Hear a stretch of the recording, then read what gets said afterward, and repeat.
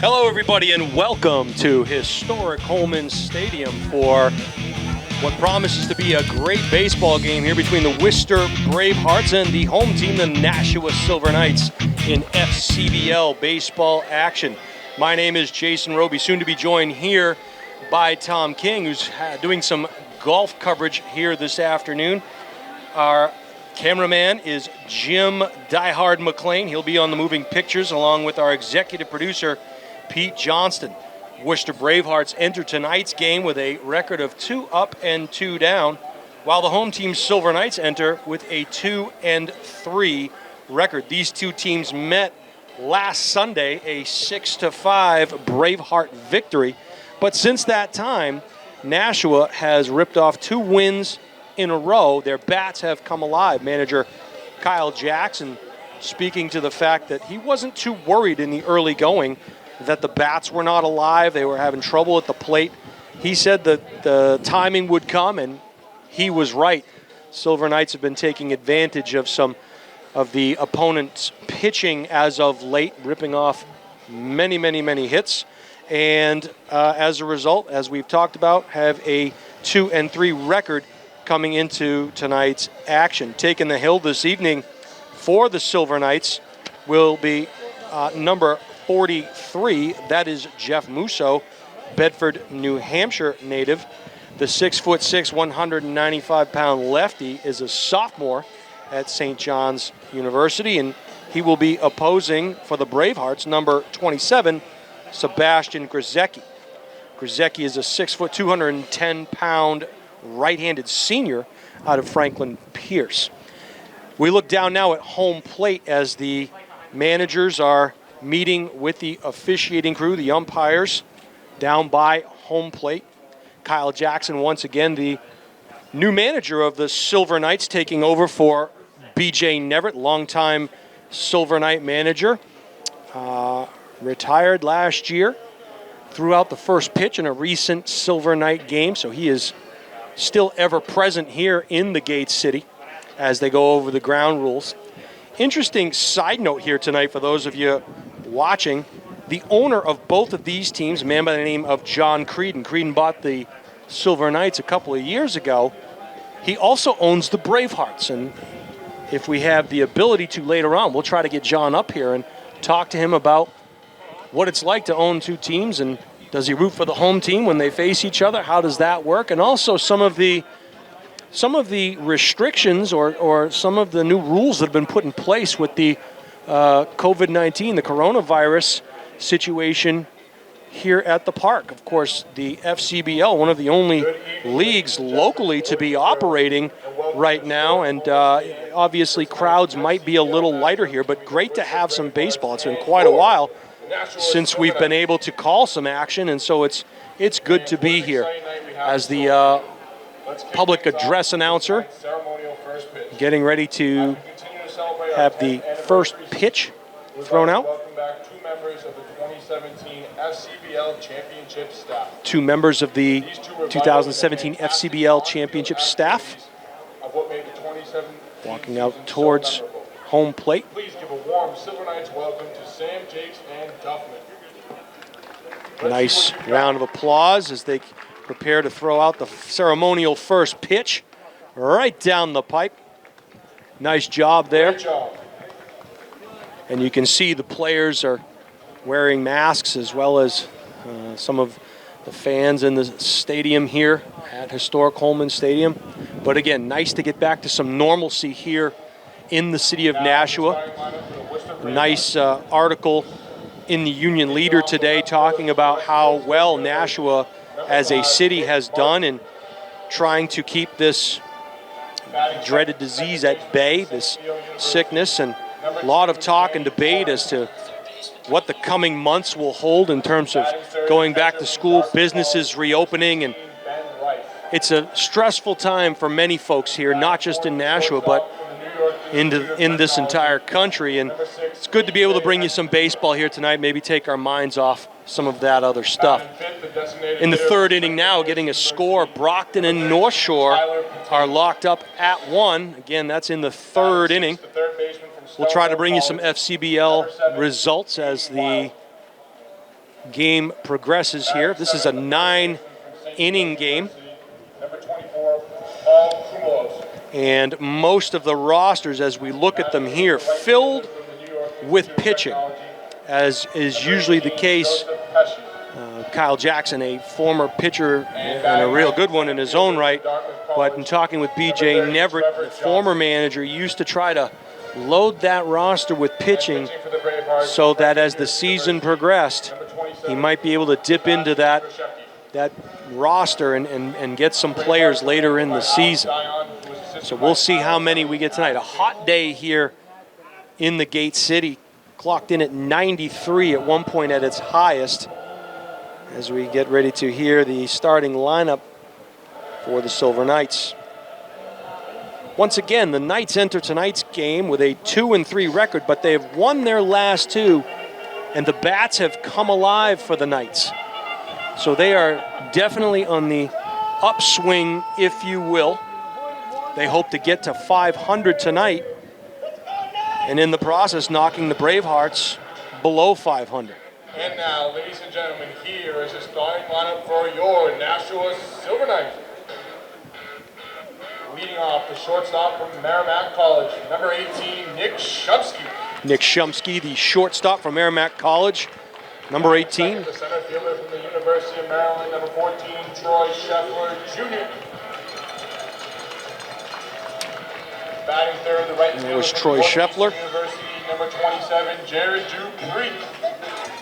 Jared Dupree, the right fielder, batting third. First baseman from Vanderbilt University, number 13, Dominic Keegan. Dominic Keegan from Vanderbilt, a collegiate powerhouse in college baseball. University, number 25, John Meade, the designated hitter, taking his bows in front of the dugout, waving to the fans behind. From Northeastern University, number 24, From Ed Jarvis. Northeastern, Ed Jarvis will be behind the plate this evening.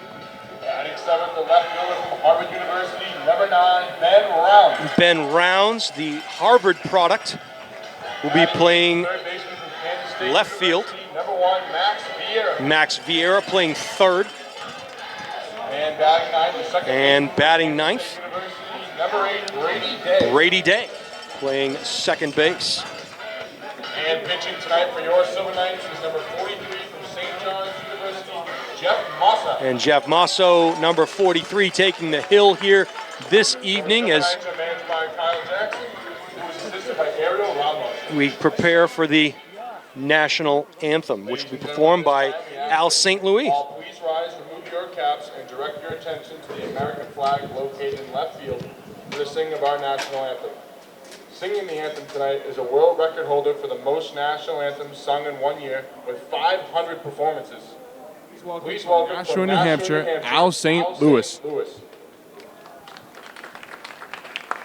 Oh, say, can you see by the dawn's early light what so proudly we hailed at the twilight's last gleaming, whose broad stripes and bright stars through the perilous fight o'er the ramparts we watched were so gallantly streaming, and the rocket's red glare, the bombs bursting in air, gave proof through the night that our flag was still there. Oh, say does that star-spangled banner yet wave o'er the land of the free and the home of the brave?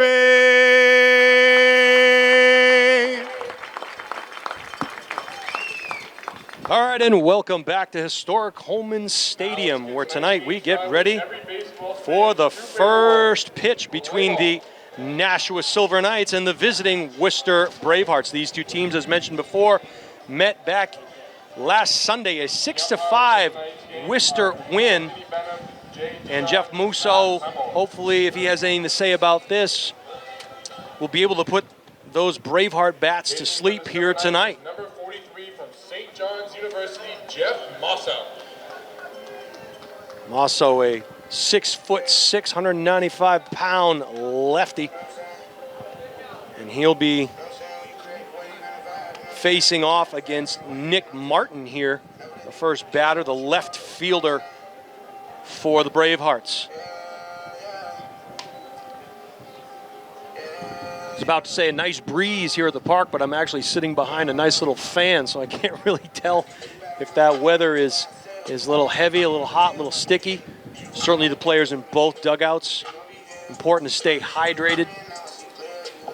Even though the sun is dropping, still very hot, muggy day here in the Gate City.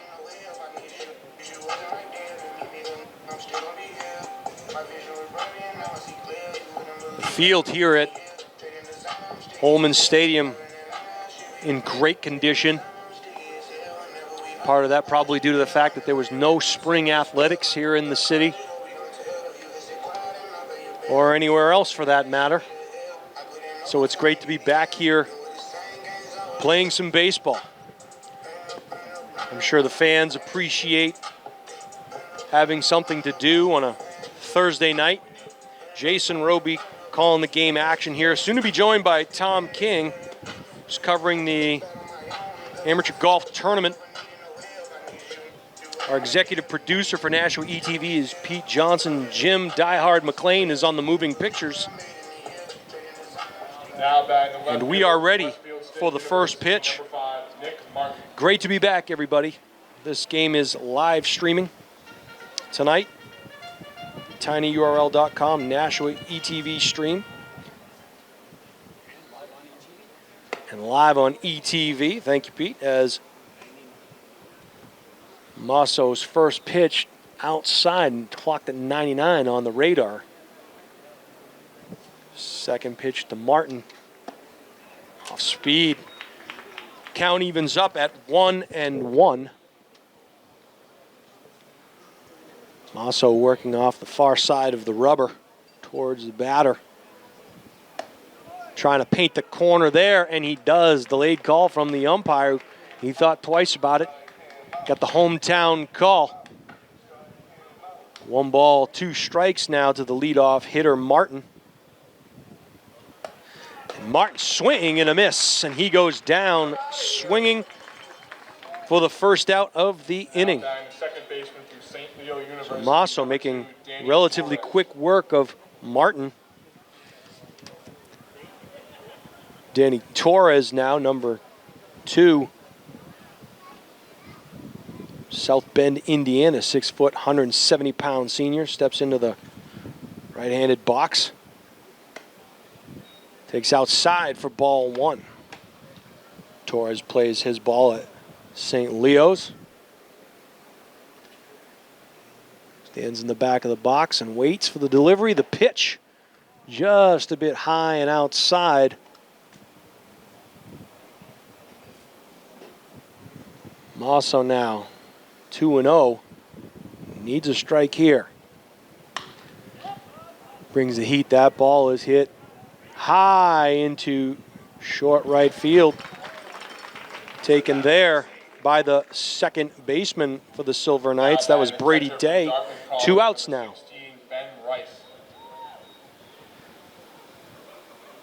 Ben Rice, the catcher, will step into the left-handed box.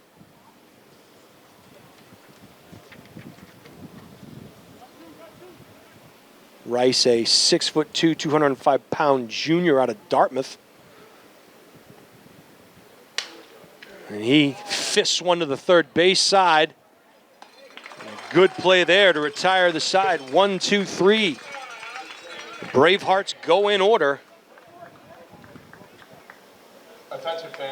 And that's what you like to see as a pitcher. A nice quick inning where pitch count comes into play. If you can have several innings of single digit pitches, you're going to do okay. You're going to go far into the game. So we'll get our first look. The Bravehearts, Sebastian Grzecki, the Braveheart pitcher out of Franklin Pierce. The senior is 6 feet tall, 210 pounds.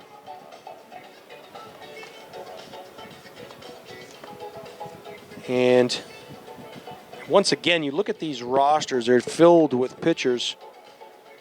And the thought is you need the arms. You need the arms. We mentioned Dartmouth College earlier as Ben Rice out of Cohasset, Massachusetts, 6'2", 205-pound junior. But he plays his college ball at Dartmouth College. Of course, the Ivy League's just announcing yesterday that there will be no fall athletics on the Ivy League schedules this year, regardless of the sport. The Ivy Leagues have canceled. It remains to be seen if that is a trend here in our country. But we'll try to stay positive here tonight because we have baseball action in front of us. Once again,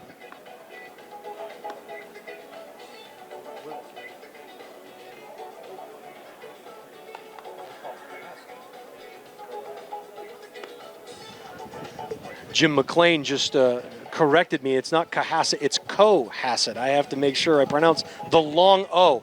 Jim, I am currently drawing a line above that O, so I make sure it's the enunciation is correct on my part. All right, Cohasset. I digress. Ben Rice of Cohasset, Massachusetts. Is it the ninth inning yet, Jim? Oh, okay. We are at the bottom of the first here. The Bravehearts went in order, 1, 2, 3. And Masso looked really, really good. A reminder, folks, that when Nashua ETV is not here covering the game, you can watch all of the home and away FCBL action at fcblnetwork.com with per game and season pricing plans available. So you can watch FCBL baseball action anytime when Nashua ETV is not here. Nashua ETV bringing you the best of the Gate City. All right. Nick Shumsky, the shortstop, will step into the right side box, and he'll face Grzecki for the first pitch. The right-hander brings it to the plate, and that is low and outside for ball one.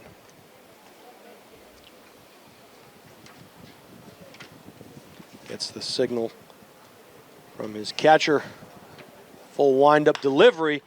Fisted to shortstop. Great throw across his body was E.J. Exposito. Nice throw to eliminate Shumsky.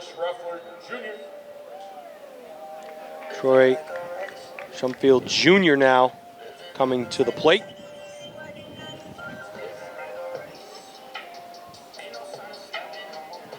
Schreffler out of Harrisburg, Pennsylvania. Sophomore, plays his baseball at Maryland, 6'1", 190. And he sends one sky high into right center field for the second out.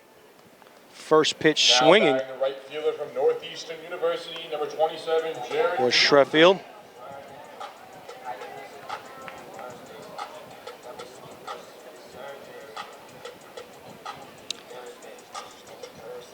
Jared Dupero now stepping into the left side box. First pitch swinging, fouled off to the left side into the stands.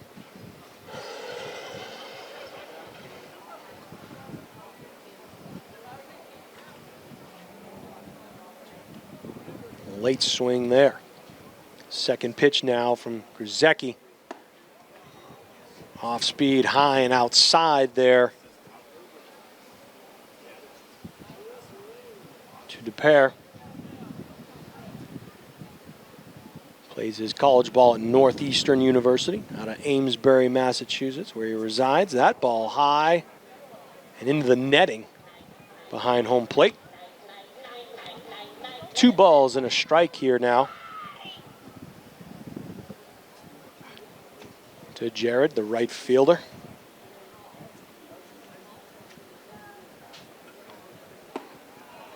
And a good pitch there. Off speed at 72. Deuces are wild. 2 balls, 2 strikes, 2 outs here in the bottom of the first inning.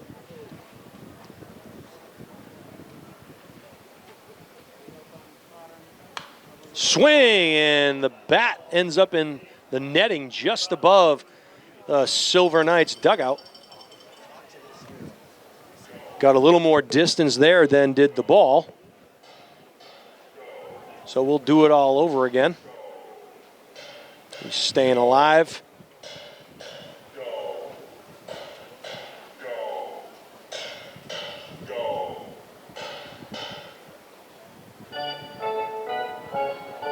All right, we'll do it all over again here. 2 balls, 2 strike, 2 out here at historic Holman Stadium. Silver Knights taking on the Bravehearts. FCBL action. Off speed, tried to frame it there.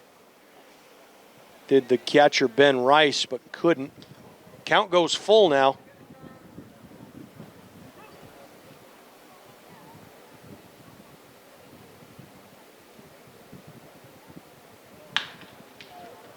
And a foul ball, just foul down the first baseline. Curved just on the outside of that bag. And it looked like Jared was dialed in on that one. Out in front of it. Got a good cut. Crowds that plate. That off speed is a little bit high, so that's 76-mile-per-hour breaking ball. He was able to lay off of it. And Jared as the first base runner. Dominic Keegan now, the first baseman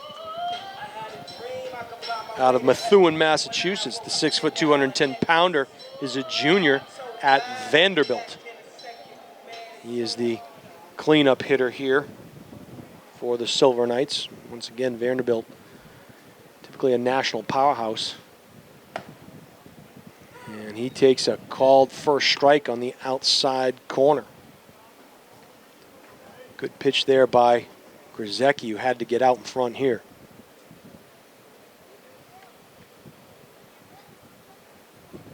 Swing and a miss. Count goes 0-2 now. Keegan have to shorten up the grip on that bat, protect home plate.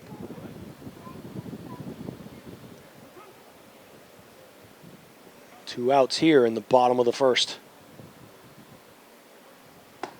He was able to lay off that offering at 90 miles an hour as Dupree walks back to first base.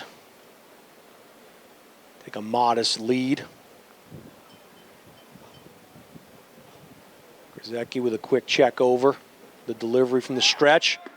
He's on the move. And he is in there. Stolen base for Jared Dupree.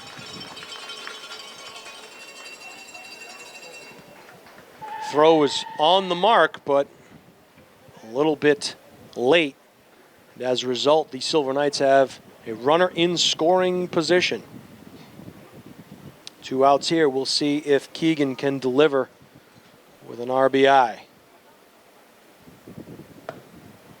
And he gets rung up on a breaking ball, 77 miles an hour. And a real good pitch there by Grzecki. So at the end of one here at Holman Stadium, your score, the Nashua Silver Knights 0 and the Worcester Bravehearts 0. Good pitching thus far from both of these clubs. And again, it remains to be seen how many innings will they eat up. And will that have to do with the upcoming schedule they have? Will it have to do with the weather, the heat? Both of these teams, I'm sure, throwing back the water down in their dugouts. Fans, please direct your attention to Jackson Walker and Griffin Young on the first base line for tonight's push-up contest. We have a push-up contest Brought to you by Bravehearts Performance Training, the official going on the first Nashua Silver Knights. first baseline here. Right here in Nashua, Bravehearts helps make goals a reality. Rumor has it the winner will get the Jim Diehard McLean trophy for the most push-ups. Ready, set, go. And they're off. Oh, we got a close grip bench or push-up here, isolating the triceps more. Yeah. And not sure they're going all the way down. I see it looks like tiring out just a little bit there was Griffin Young out of Dover. Can't see the other number just yet, but the 6'4", 215-pound right-handed pitcher, Griffin Young, closest to us, struggling just a little bit. 2, 1. And who is it? Not 48. All right, there was an effort there. I don't know if it was good, bad, or 41 there for the Silver Knights. Jackson Walker out of Phippsburg, Maine, the 6'3", 190-pound sophomore, plays at Franklin Pierce. All right, John Mead, as we open up the top of the second inning. Mead is the designated hitter. And he will take ball one high and outside from Masso.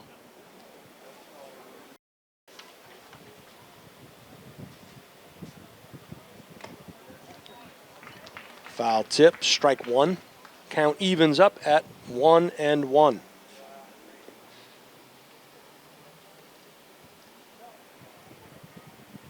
He not listed here on our roster. Again, high and outside as Masso falls off to the far third base side of the rubber. 6'6" lefty dials in, and he is missing here to the outside.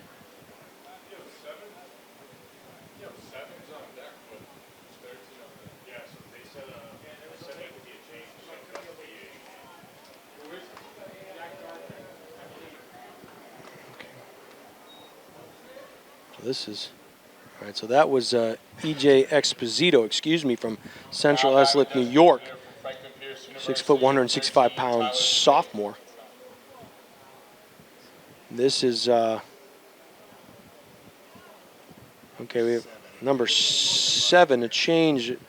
According to the Braveheart roster, this is Aiden Wild. Wild wears number 7. We were told it was supposed to be number 13, Tyler Patane, but it looks like Aiden Wild is now up here. So,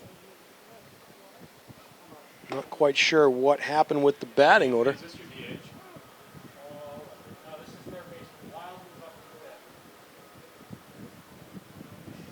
Okay, so this is Aiden Wild. Apparently there was some movement in the batting order, maybe a slight change. And it looks like on deck we have number 23, Jack Gardner. So, our apologies here if we get some of the names wrong. Looks like DH. Okay. So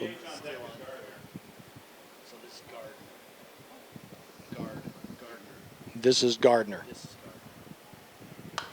And Gardner pops one back here. So,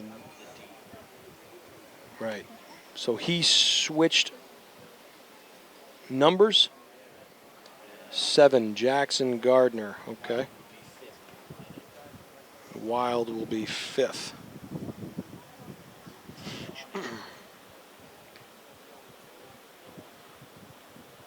So this is Aiden Wild. This is Wild, number 7.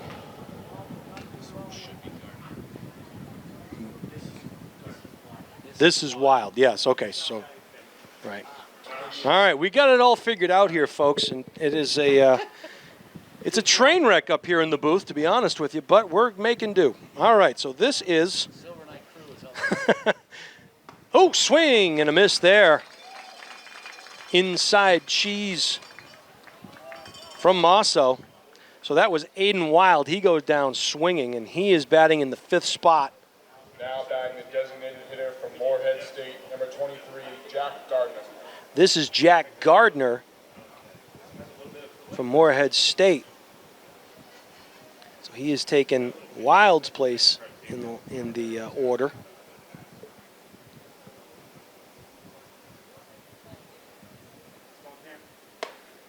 And he was able to hold off, but it doesn't matter. It was a called strike there. And all the while, E.J. Exposito standing at first, taking a very generous lead off of first there. We'll see if he gets checked by Masso. Takes a quick look over the delivery, and he's off and running. High pitch, good positioning, and he got him. Great job there by the Silver Knights. That worked out to their advantage. Had to be a good throw as Exposito got a great jump off of first base. He had a pretty good lead there, and a nice job of gunning him down by the catcher, Ed Jarvis. Jarvis with a pinpoint strike. So now we have 2 outs here. Fouled back into the net.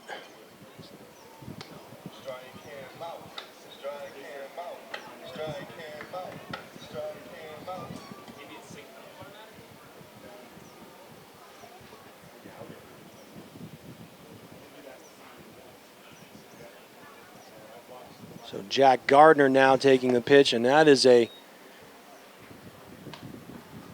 breaking ball that didn't break. Deuces are Wild. 2 balls, 2 strikes, 2 out here in the top of the 2nd inning. Scoreless ball game as Masso gets the sign and throws delivery, and that swing was about a day and a half late. Bringing the cheese there was Masso. So after Exposito gets on base, he gets gunned down at second base, and Masso does the rest with a strikeout.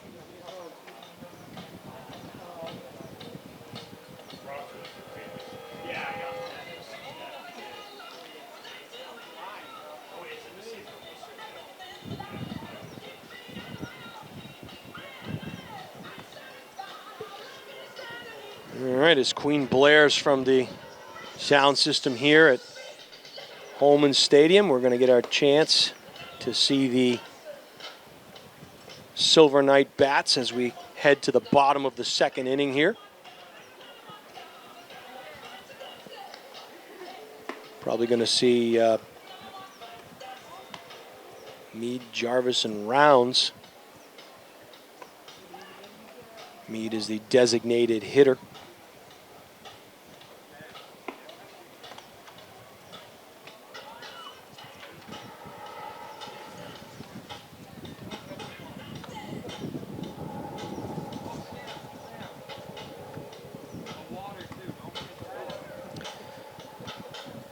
John Meade out of Washington Township, New Jersey. The 6', 205-pound lefty throws right. He's a senior from Franklin Pierce. And he will get his first look at Sebastian Grzecki. Now batting designated hitter from Franklin Pierce University, number 25, John Meade.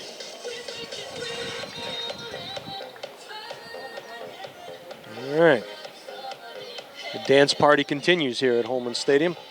Meade steps into the left-handed box. Digs in, ready to take the first offering from Grzecki. Takes low and outside for ball 1. This score just in. North Shore in the 5th inning now has jumped out to a 4-1 lead over Brockton. 1-0 delivery to Meade. That breaking ball called for a strike. Count evens up at 1-1. Good pitching early on here from both of these teams.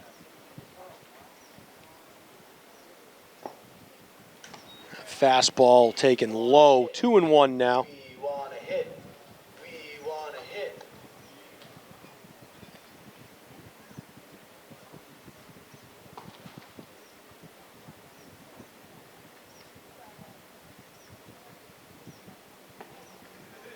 Swing, fouled straight back.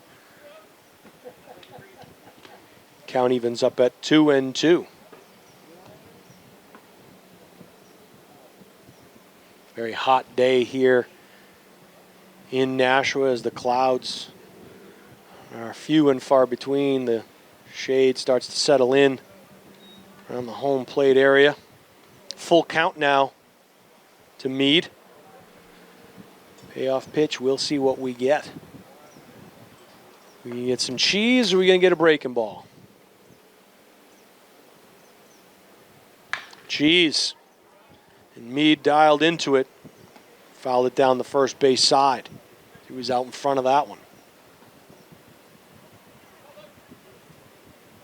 Don't think the pitch speed was 42 miles an hour as was indicated on the Holman Stadium scoreboard, but I could be wrong.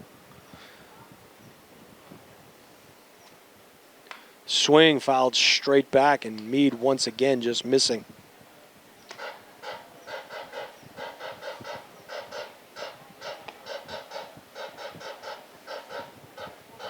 All right, sound effects here at Holman. 2-0. Full count pitch, swinging. Does it hang up there? Gets by the right fielder. Meade gonna hustle for second. We'll see if he gets held up there, and he does. John Meade, stand-up double there, as he was dialed in on those last 3 pitches against Grzecki. Now batting the catcher from Northeastern University. Good wood on that, as we say. Jarvis. So Jarvis now with an opportunity to drive in the game's first run. Have a chance to plate Meade, who is in scoring position. The second time a Silver Knight has been in scoring position, but this time no outs on the board. So Jarvis with a chance to do some damage here. You have the outstanding throw, the top of last inning. Breaking ball stays up high, ball 1.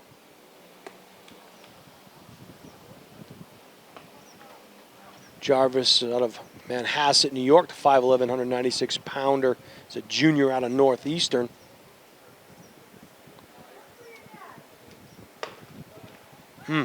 Framed there, but just outside. 2-0 now. Count quickly in Jarvis's favor. Grzecki needs a strike here.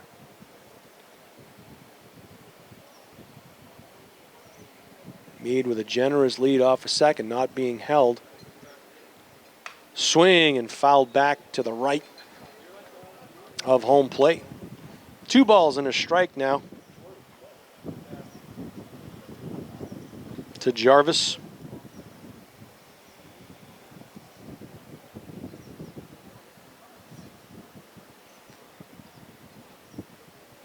The delivery. Breaking ball once again stays up high. 3-1 now to the Silver Knights catcher. So a great defensive effort in the top of the second. We'll see here if Jarvis can deliver with the bat in the bottom of the second. Grzecki dials in the delivery. Swing and fisted straight back here. Jarvis asking if that pitch would have indeed been a strike.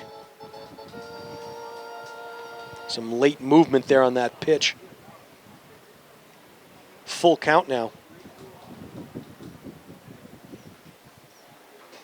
Grzecki from the rubber, from the stretch. Comes to the set. No peek back at second. Ooh. Close one there. Jarvis will take first on a walk. Harvard University, number 9, Ben Rounds. So Ben Rounds out of Harvard University, the left fielder, with a chance to bring in the game's first run. Still no outs here at Holman. Bottom of the second as Meade stands on second, Jarvis on first. And the Crimson product Swinging first pitch high off to the pitcher. And that ball is thrown away, and that is going to plate the first run. Grzecki had an easy throw to first. They were going to take the out. Threw over to first base, and it was over the reach of Paul Koumelis, the first baseman. It went off his glove.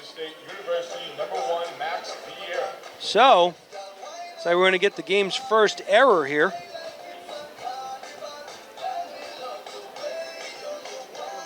See who they charge that one to. Correction, Northeastern University. All right, Max Vieira now, the third baseman. 2 runners in scoring position now for Max. And that pitch is outside. Have to wonder a little bit if that last sequence of events maybe got in the mind or in the head of Sebastian Grzecki. He's got to settle in and get this next batter here. Vieira not taking, not swinging. He's going to make him throw a strike. Vieira quickly out. 2 balls, no strike. The Greenwood Lake, New York native is a freshman at Northeastern. 5'11", 185 pounds. He is a switch hitter. He is ahead in this count. Strike there, taken by Vieira. 2 balls and a strike now. Still no outs here in the bottom of the second inning.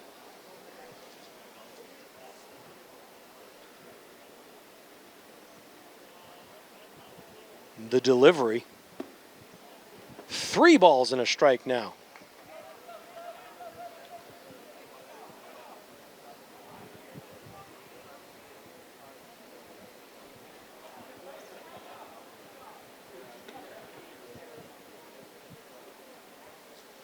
Grzecki comes to the set. He delivers.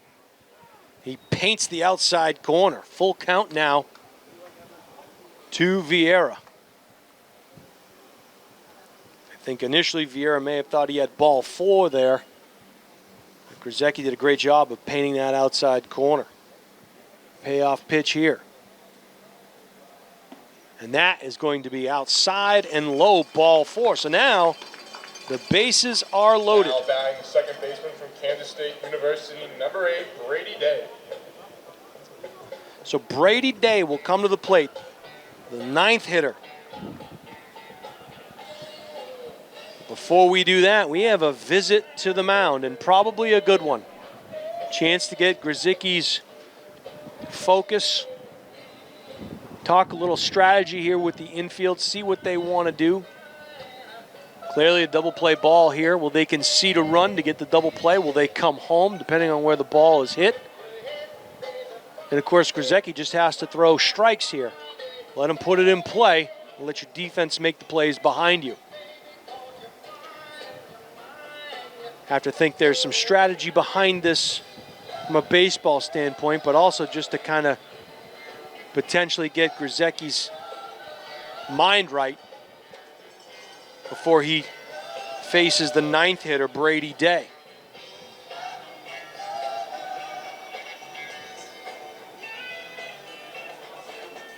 Brady Day out of Hampstead, New Hampshire. 6-foot, 180-pounder is a freshman at Kansas State.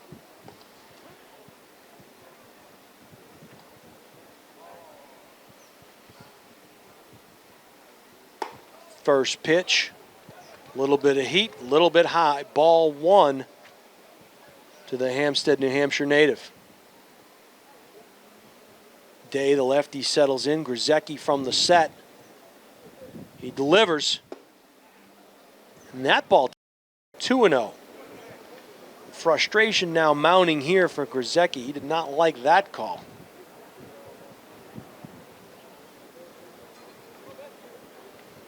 Nowhere to put him.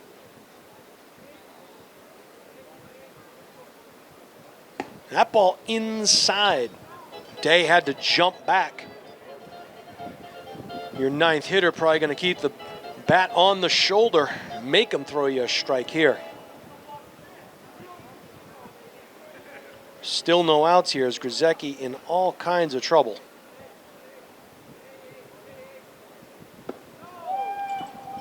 4 straight balls.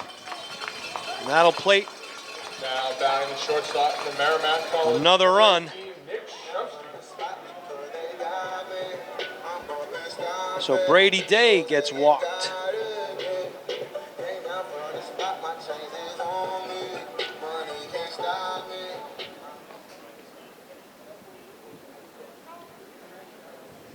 We go back to the top of the order as Nick Shumsky will get his second look at Grzycki, and he will take a strike. He was watching that one all the way. Shumsky out of Salem, New Hampshire, plays his ball at Merrimack College. Swing and a miss, and a good pitch there by Grzycki. Shumsky quickly down now, 0-2. He is the 6th batter of the inning. And a breaking ball rings him up. So Shumsky gets called out on strikes. Now he was looking. Center fielder from the University of Maryland. Good series of pitches there by Grzycki. Troy Schreffler Jr., the center fielder now, will get his second look at Grzycki. Once again, Troy, a Harrisburg, Pennsylvania native. Sophomore plays his ball at Maryland. Popped out to left center his first time at bat. Bases are full of Silver Knights. Nowhere to put him as Schreffler takes ball 1 outside. One down here. Bottom of the second.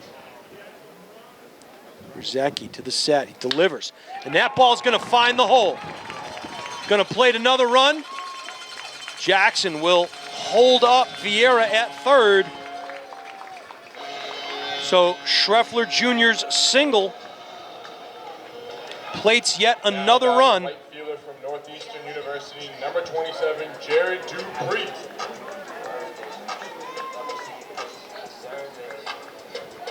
Dupree, the right fielder. And this call to the bullpen brought to you by Jim Diehard McLean. They're going to the bullpen. That will close the book on Grzycki, the right-hander. He goes 1 1/3 innings. It was not his night tonight as he leaves the ball game with the bases full of Silver Knights. Bravehearts will be facing the 8th batter of the inning in Jared Dupree. We can get a number here as who's on the hill for the Bravehearts. Try to get you some stats if we can.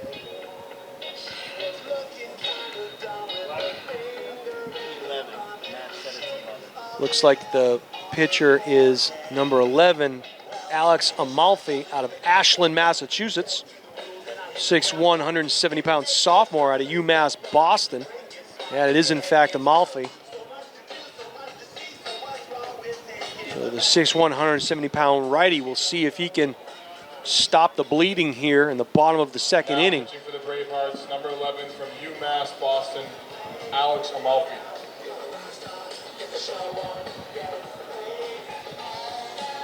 Not something you necessarily want to have to worry about this early in the game is going to the bullpen. Not even 2 innings deep. So it may be a committee here this evening for the Bravehearts. Still just 1 out in the bottom of the second inning. 3 runs on 2 hits. And 3 walks so far in this inning. 3 walks and an error. And that's the one thing you don't want to do at any level of baseball is give up free base runners. That is the cardinal sin, and anyone will tell you if you're giving them free passes, it's not going to work out for you generally. And of course, the error at first base was the beginning of the undoing of the Bravehearts in the bottom of the second here, and definitely didn't help Mr. Grzecki's cause. We are just about ready to get back to live game action. Once again, streaming live. We're on YouTube. We're everywhere. We are omnipresent, are we, here at Nashua ETV.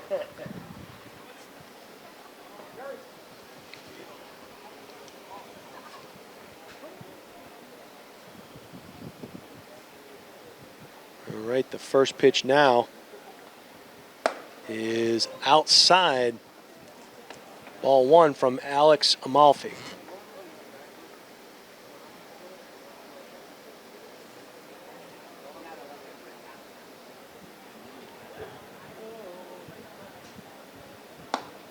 And that pitch outside.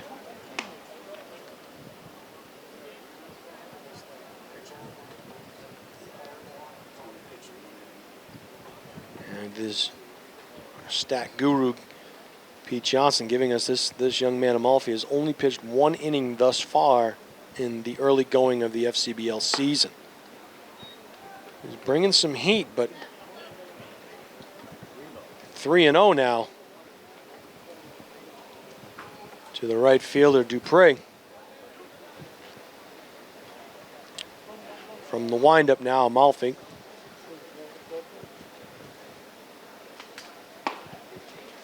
And a good pitch there.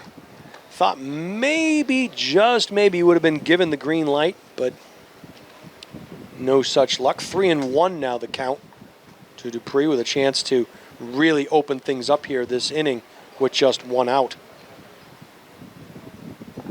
And that ball is in the dirt, and that will walk in another run.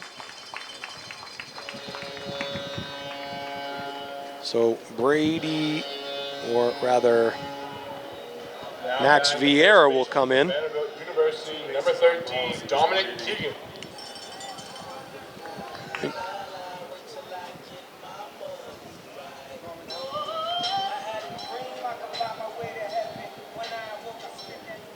So Dominic Keegan now will step in. The first baseman struck out his first time at bat. Facing Amalfi for the first time. Swing and a high ball curling foul down the right field line and out of play.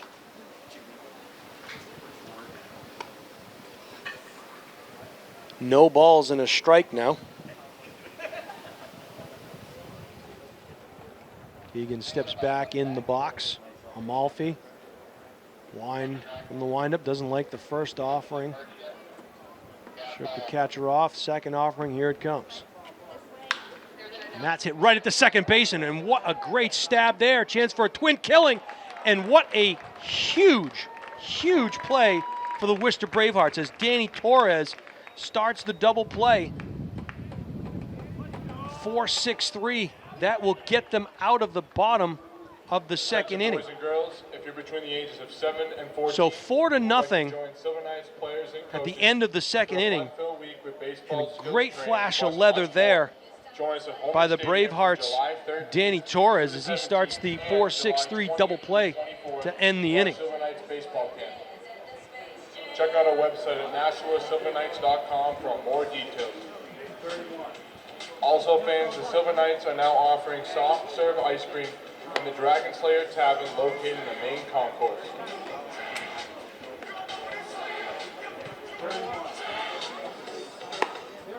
So it's been quite a while since Jeff Mosso's been on the hill. Or is it still Mosso? I believe it is.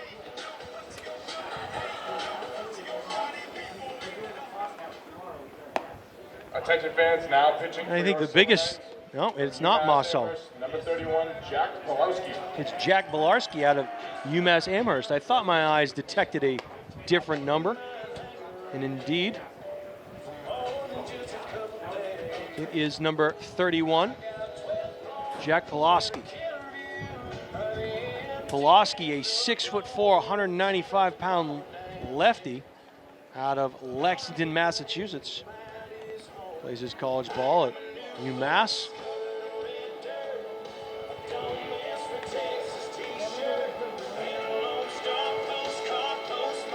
Jackson, manager, the Silver Knights, going to his bullpen. And we'll get a look at another lefty in 6'4" Jack Pulaski.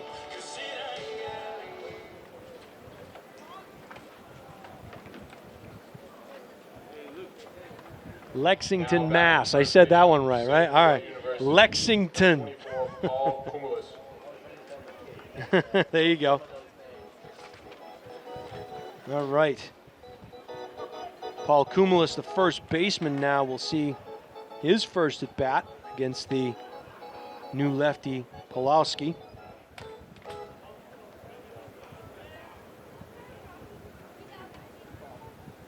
Big lefty delivers, and that will get Cumulus off the right shoulder.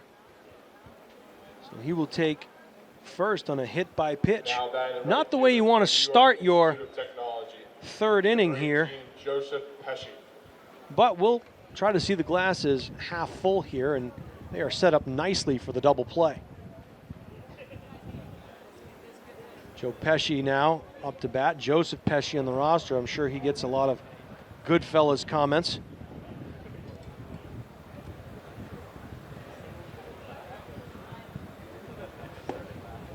Pesci jumps back, takes ball one inside.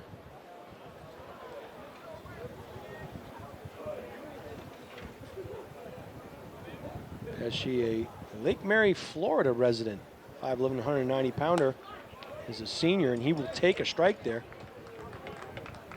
Plays his college ball at the New York Institute of Technology.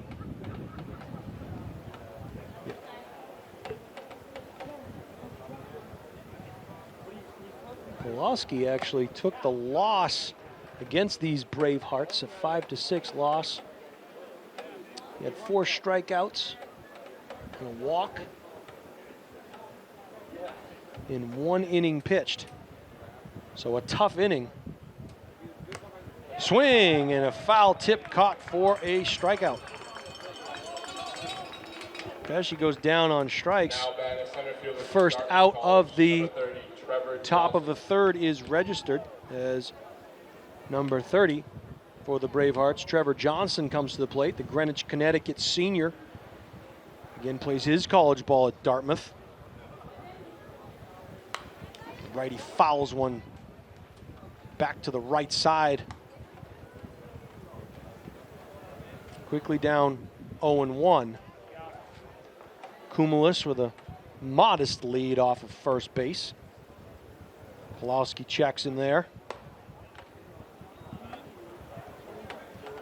Looked good from here, but called a little high. The home plate umpire, so count evens up at 1-1.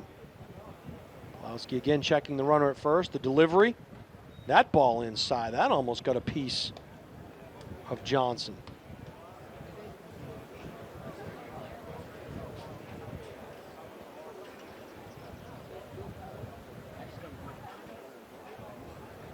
Center fielder now looks in, swing, and a little late, manages to foul it off out of play to the right field side.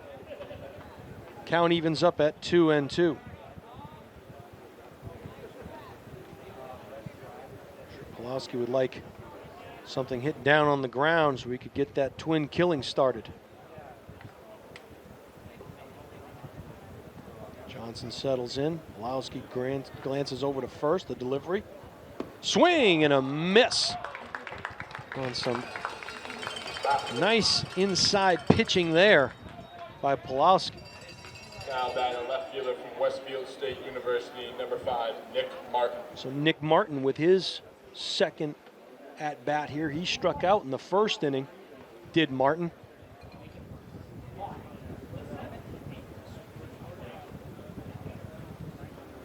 Martin out of Shrewsbury, Massachusetts, and he hits one foul off out of play to the right field side.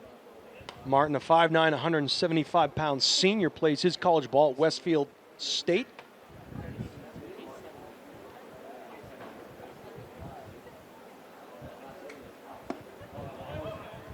Martin takes low and outside 1-1 now to the Braveheart left fielder. Quick glance over to first. Off speed. Or rather, fastball, according to the gun. That had some movement on it. Good pitch there by Pulowski. Had me fooled. Of course, that's why I'm up in the booth. Undefeated up here, though, Jim. Undefeated up here from the booth, buddy.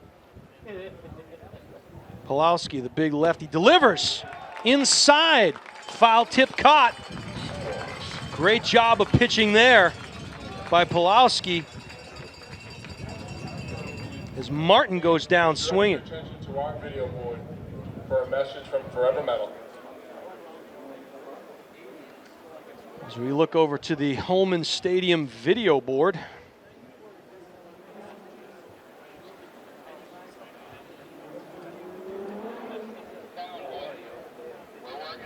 All right. Roofing company, what do we got here, Jim? Forever Metal. Did I call it or what? That's a beautiful roof right there. There we go.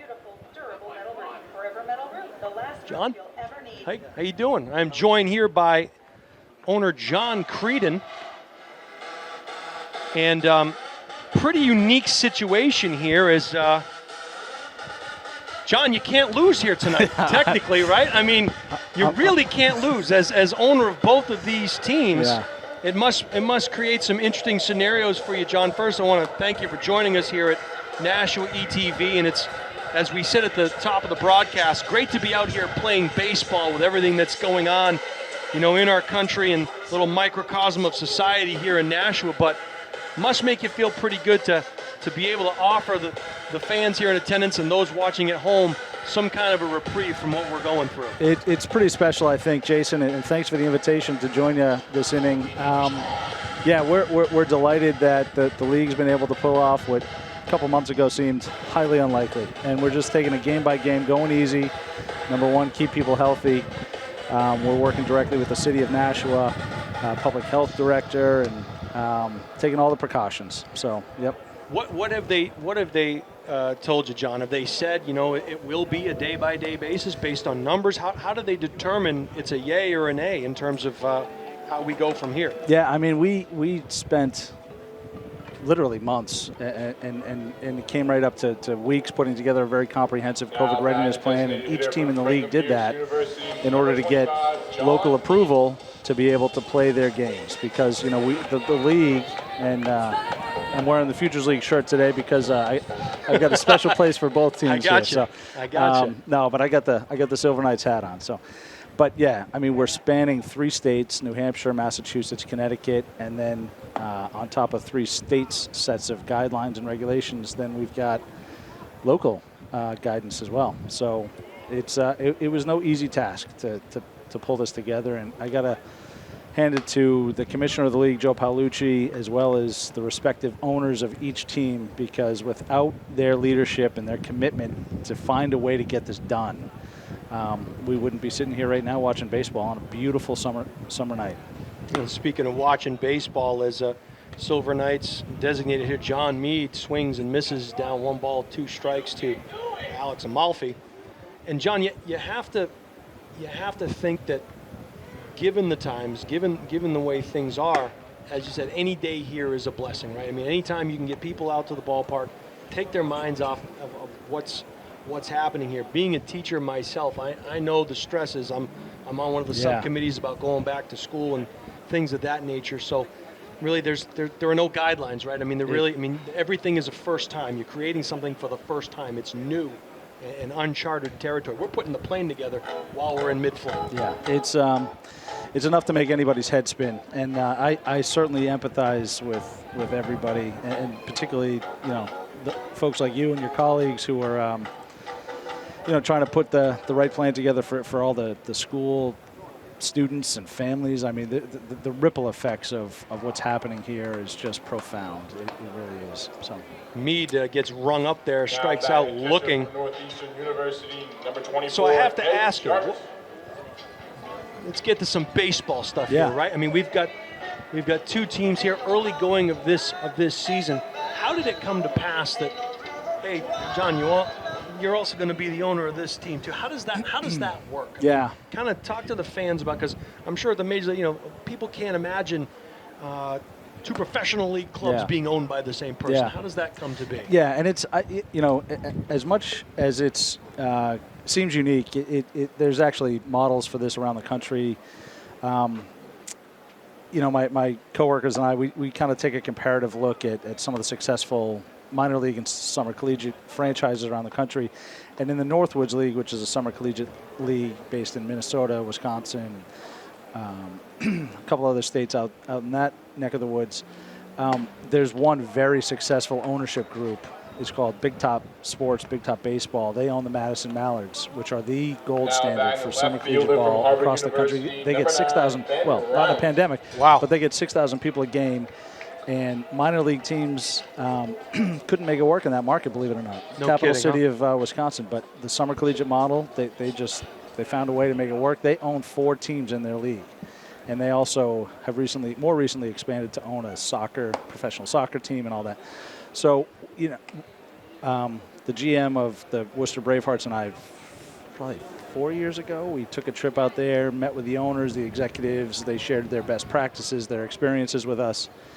And, a lot of their model made sense to us, and we sort of borrowed and imported some ideas, and they were happy to share that. And we're still in touch with them. I just talked to them a month ago to talk pandemic baseball and how they were managing. And believe it or not, the Madison Mallards are not playing this summer. No kidding. Yeah, so it's really interesting times. But so that's to answer your question, that's the model that we're kind of looking at. And I mean, for my family and I, we're in baseball. Our family business, we're actually a food service catering company and tent rental company. Mm-hmm. So for us, the concessions, the food and beverage are the tail wagging the dog, so to speak.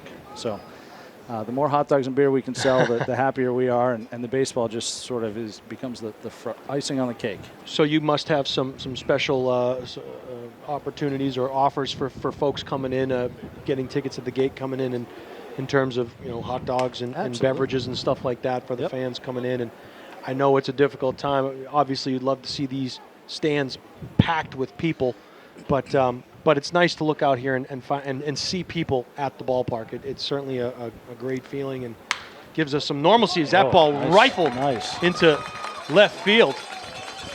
Right down the line. Ben Rounds making them as he heads down to the first base side.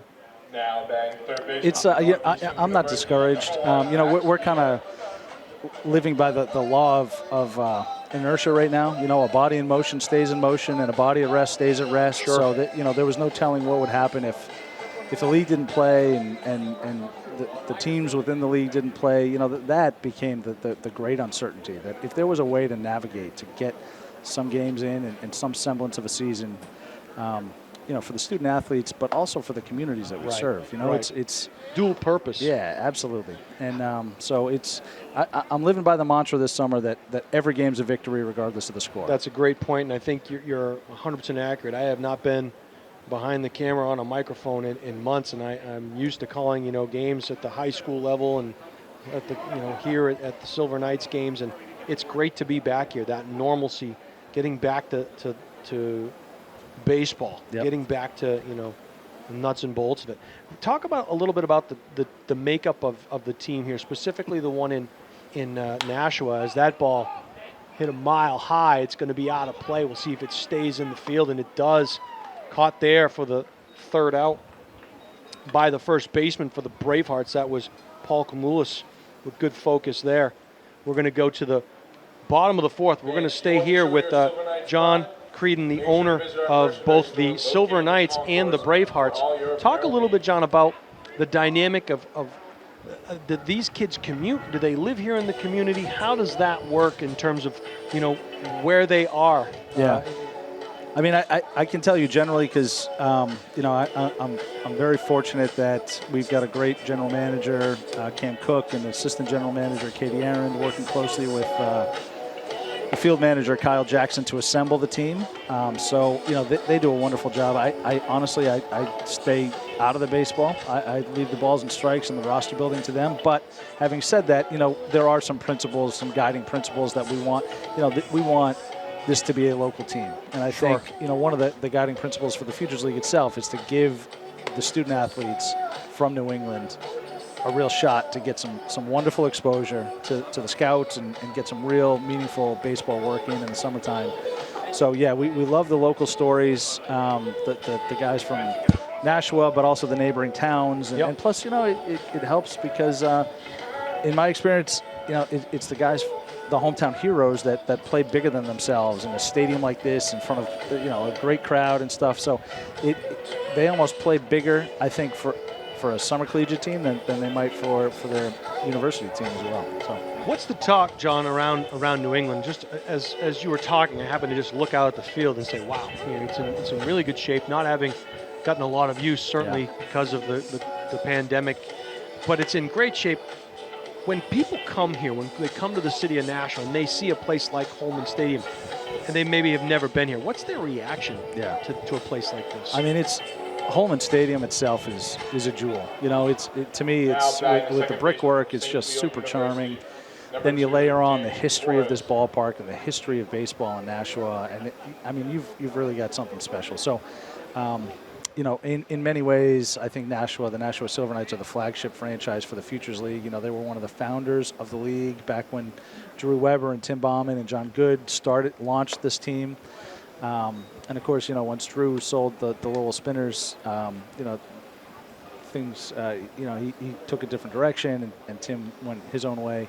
But I give all the credit to them and sort of giving us such a firm footing to try to build on and honor their legacy and keep building the success of this team on. So I think that's a great point, and good that you talk about the foundation that was laid. Really is kind of laid the groundwork for what is in place now, and I'm sure that the folks that you mentioned love to still see this program doing as well as it's doing. Yeah. As Danny Torres steps in here, the second baseman for the Bravehearts, swings and drives one out of play down the right field line.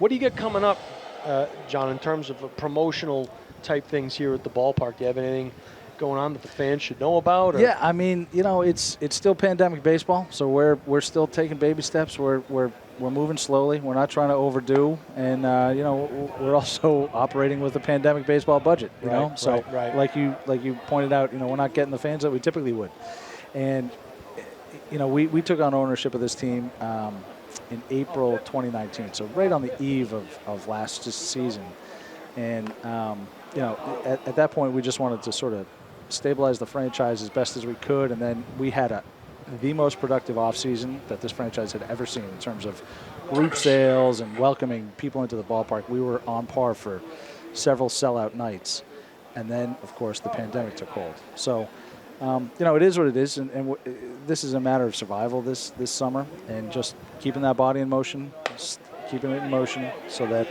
we can get on to 2021 and fulfill all those expectations and keep building that success that we talked about. Well, John, I think I have to say all the kudos in the world go to you and your staff, your coaching staff, your players, everybody involved here at Holman Stadium for the ability to put something like this on during the times that we are currently in. I got to congratulate you. I know it's no easy task in perfect conditions. Because I've been here as getting plunked by the pitch there is our 16th Ben Rice. He'll trot down to first base. He's okay, took one off the middle of the back there. I got to tell you, it would not have happened without such outstanding leadership in Nashua at the state level and at the city level, because, having been in such frequent contact with the other franchises, the other owners in Connecticut and Massachusetts, and having, tried to get another team in Massachusetts off the ground in the middle of this pandemic, it's really something special how effectively and forward-thinking the city of Nashua has been, and the state of New Hampshire, with both managing the virus but also balancing it with reopening the economy in a responsible way. So that's a great point. And looking out here in the field, we see so much. There's some talented guys out here. You mentioned assembling as that ball fouled off to the right side and out of play. Ooh. Almost landed in someone's cup. That would have been a free beverage. That's coming out of your pocket. There you go. But a lot of local talent here, as you mentioned, looking at the roster, a lot of New Hampshire kids, a lot of Massachusetts kids. when you look at these rosters, is there anybody kind of that the fans should really kind of pay attention to moving forward? Someone that you might be seeing this name or hearing this name in the coming years, or maybe someone that's not quite there yet, but you're going to be hearing big things from this person. Yeah, I mean, there's some incredible talent. I mean, Jared Dupree, you know, our right fielder. I mean, he had such a solid season last year in 2019. Right. We're just delighted to have him back. We've got a very talented first baseman, Dom Keegan from Vanderbilt. I mean, that's an Vanderbilt is big time baseball. Incredible program. Yeah. So we're fortunate to have him. Another outfielder, Meade. You know, he hit a dinger last night, right? Like not just out, like not even a question. So he's super talented. We've got some great pitchers. You know, last night we had Roberge from Wheaton, and then Griffin Young as well. He had a wonderful inning of relief last night. And then we've got Anderson, right?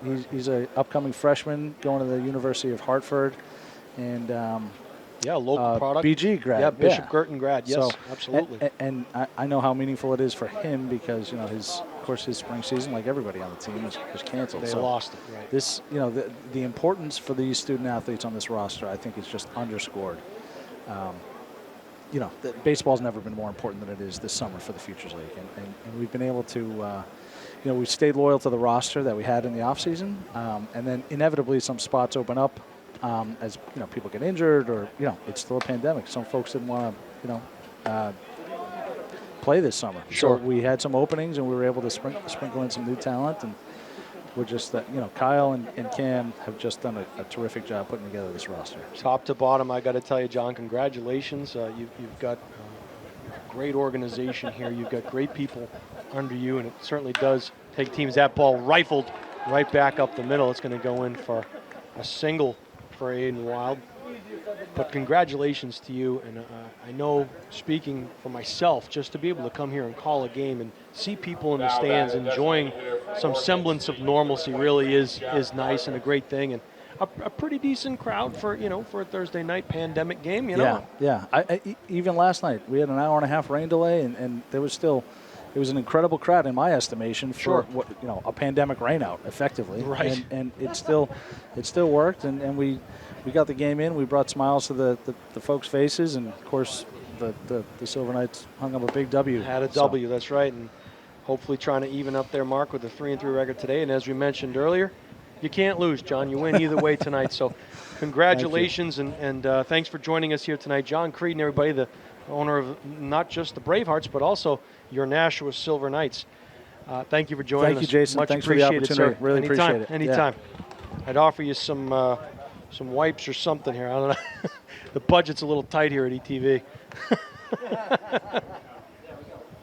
That was John Whedon, the owner of the Silver Knights and the Worcester Bravehearts here, taking some time to talk a little bit about the programs here, to talk about how things are operating in a pandemic. And let's call it what it is, right? It is a pandemic, and to be able to come out here and watch some baseball and see some of these athletes who, as John mentioned, lost their senior seasons in high school and are coming from their collegiate programs that were canceled. A second chance, if you will.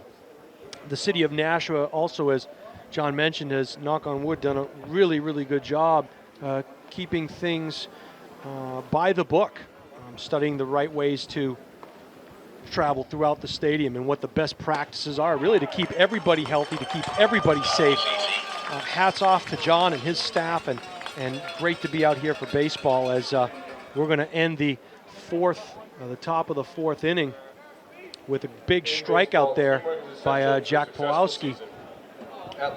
So going into the bottom of the fourth, we got a little bit away from some of the action, but 4-0 still as the Silver Knights come up to bat in the bottom of the fourth inning. We look at the runs, no runs, 1 hit, 1 error for the visiting Bravehearts. 4 runs, 3 hits, no errors, and majority of the damage coming in the bottom of the second inning as 1, 2, 3, 4 Silver Knights given free passes on the bases, and 1 big error opened things up there. for the Silver Knights. Jason Roby here, soon to be with, I think, Tom King any minute now, the grand entrance. Do they play the Elvis entrance music when Tom enters? How does that work? Does he get like do they roll out like a carpet? You know, it's kind of, you don't want to be the first one at the party, right, Jim? You gotta come a little bit late, interested, yeah, you don't want to be the first guy there, and but I am interested to hear how the golf tournament went today. Some local players in contention there. The state AM competition. I actually had dating myself here a little bit. I had James Pleat in elementary school. He was a student of mine at Sunset Heights Elementary, and he won the thing, right? I mean, So and I knew his father and his mom, great people. His sister, great athlete in her own right. Interested to see how James did today. So, not that I don't want to see Tom, but I'd rather hear more about how James did. Anyway. Is he the man that was on the front of the union leading? I did not see. 70-year-old player. Nope. James is just out of college a few years ago. He's a.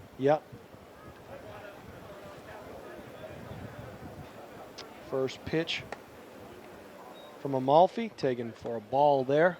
North Shore with a 7-3 lead now over Brockton in the 7th inning.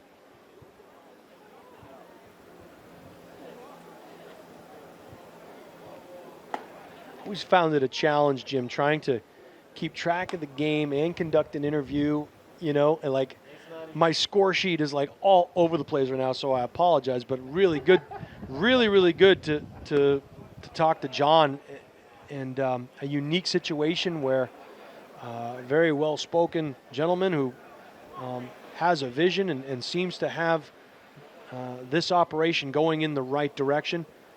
And the best part about it is he credits the folks that work with him. In any business, it starts at the top, though. All right, in the 2nd inning, the Starfires and the Bees locked up in a 2-2 tie here. So more FCBL action coming your way. Swing and a lazy fly into center. That could drop. Nope. Hung up there just a bit too long. Quote Major League, that one was too high. That was Brady Day.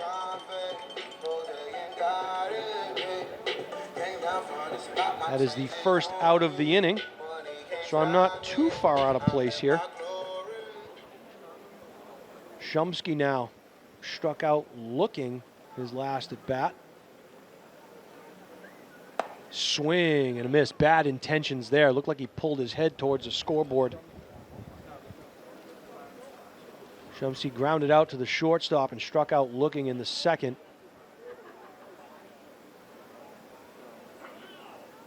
That pitch inside called strike. Pretty good pitch. Shumsky may have thought it was inside. Umpire said it grabbed the corner. 0-2 now to the shortstop. Framed. No soup for you. 1 ball, 2 strikes, 1 out here. Bottom of the 4th inning.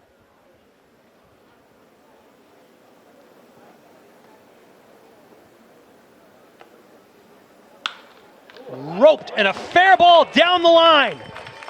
That's going to be extra bases. They got a shot at him here. And he's safe. And pretty good piece of hitting there by Shumsky. He got out in front of that one and sent it down the left field line for a double. So with 1 down here in the bottom of the 4th, Silver Knights with another runner in scoring position. Troy Scheffler Jr. with a chance to knock in the game's 5th run. Scheffler singled in his last at bat in the 2nd inning, popped out to center field in the 1st. He squared up to bunt, quickly pulled back, ball 1 high. So the sacrifice looked like it was on there. get Shumsky over to third. We'll see if they let him swing.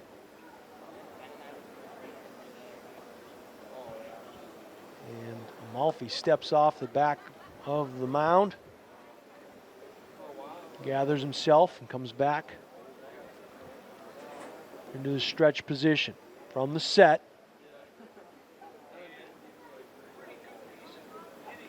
Swing, miss.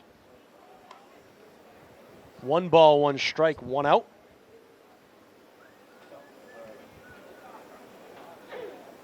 Letting him swing away.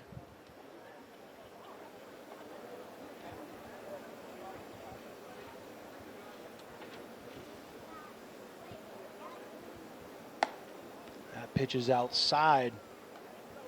Catcher there. Ben Rice tried to frame it.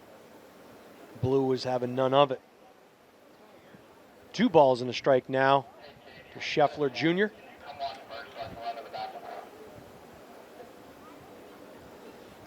Harrisburg, PA, and Pennsylvania native. Yeah, easy for me to say.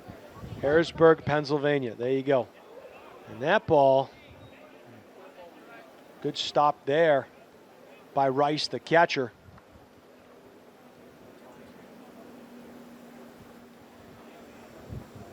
This just in, we are about to be in the presence of greatness as Tom King. Hello, Jason Roby. Rumor This is God talking. You can't see me, but I'm here. Check, please. Full count now to Scheffler Jr. You're seeing a different Silver Knights team, Jason Roby, than we saw the first 3 nights here at Holman Stadium. They're putting together some pretty good swings, Tom. No question about it. Yep. They were helped by some pitching that was a little bit in their favor with 4 walks back in the 2nd inning, but they've definitely swung a better bat. Well, you know something, that's coincidental because that's what started their surge back on Sunday. They were down 5-0, and 4 straight Worcester pitching walks opened the door to 5 runs for them in the bottom of the 8th inning. They ended up losing it in the 9th, but still, 4 straight walks, same deal, same thing. And it's been great since that time. They've been burning out the infield here. The base paths are on fire. This has been full of Silver Knights all night long here, and we're just in the bottom of the 4th. Swing, and that's going to be a base hit. We'll see if they try to score him. Jackson holds him up. Kyle hasn't gambled too much this year. And you really don't have to with 1 out here. Yesterday he had a 7-0 lead and basically played station to station. So Dupree, the right fielder who John Creedon talked about last half inning, has done a real nice job on the base pass. His base is once again full of Silver Knights, and the Bravehearts are going to talk it over once again. Some damage here waiting to be done. Well, I saw a former Silver Knight today, Jason Roby, at the Nashua Country Club State Amateur Championship. Do tell. Jack Brown. You remember Jack Brown played basketball for Alvern? Sure. His caddy. No kidding. Was none other than Max Burt, who is a New York Yankee minor leaguer and a former Silver Knight. No kidding, huh? And was good friends with Tyler Brown, Jack's brother at Northeastern when they went to school together. And he caddied today. Small world. Yes. So I have to ask you, Jim McClendon and I were talking about this. What were the results today? The results were that I got completely burned. No. The ones we care about, Tom. The ones you care about. Well, I care about that. Okay, no. I'm just kidding. Nothing but love here. Actually, we'll wait till this next pitch comes. Yeah, this is Dom Keegan, the first baseman. That ball low and in the dirt. Keegan hit into the 4-6-3 double play to end that 2nd inning. Saw 2 straight sudden death extra hole matches. No kidding. Involving one Jack Brown. Okay. But also involving one James Pleat. Oh. Both are NCC members. And I'll tell you about him in a second. Yeah. There's a lot of irony there. And it was a good crowd. A lot of people watching it. I can't wait to hear. Which really made, made for a good column. Yeah. James Pleat is a former student of mine at Sunset Heights Elementary. I'll tell you, what a great He's guy. Awesome. Going to be a play at the plate here, and they're going to get him. Yeah, I wonder if they wouldn't have if he had slid. If he had slid, you see that pitcher's got to bend down. He's not set up in a catcher's mode, and if you slide, you might have been able to avoid it. It was almost as if Shumsky was conceding the play three-quarters of the way down the line, and maybe that ball didn't go quite as far back towards the backstop as he had hoped and conceded the out. So 2 outs here now, 2 runners in scoring position, so clearly some damage can still be done. Keegan's a good hitter too. He and John Meade have been a real solid middle of the order in the last few days. I'm going to tell you that 4-6-3 double play that Keegan hit into in the second inning was on a line. If not for a great play by the second baseman of the Bravehearts, Danny Torres, that was going to plate a couple of runs. Yeah, he hits the ball hard. He doesn't get cheated. Neither does Meade. Meade hit the Budweiser sign in right center field yesterday. That's quite a shot. Yeah, it sure is. 2 balls and no strikes now. That ball taken high to Keegan, goes up 3-0 now. Yeah, good eye by Keegan, because you get college kids who haven't swung the bat in a while. They're going to get over anxious. He's up 2-0 in a count, probably expecting something good. And he laid off it.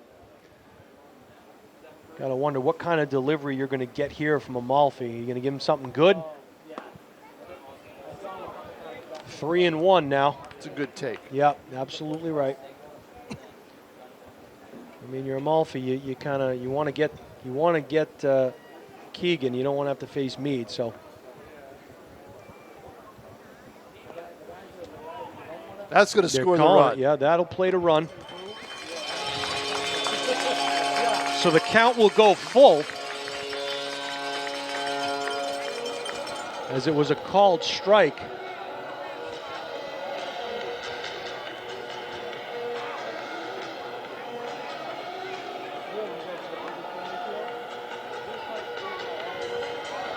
Sheffield Jr. comes around to score, and again, that was a product of a walk. Sheffield walked earlier in the inning. Yeah, Worcester pitching has struggled so far It this sure year. has. That pitch inside. Runners be at the corners now as Keegan take a bases on ball and set the table for John Meade. Yeah, Meade's a pretty colorful guy. I talked to him last night, and we're going to have a pitching change, it looks like. Yeah. It's the second trip to the mound. But I'll tell you about James Pleat today. Please. Okay, now this is ironic. Both Pleat and Brown were down a hole going to the 17th tee, okay? Yes. Both of their opponents hit their tee shots to almost the exact same place, right into the trees, out of bounds. Oh. Both opponents. Wow. They both rallied to even the match, and both ended up winning it on extra holes. Wow.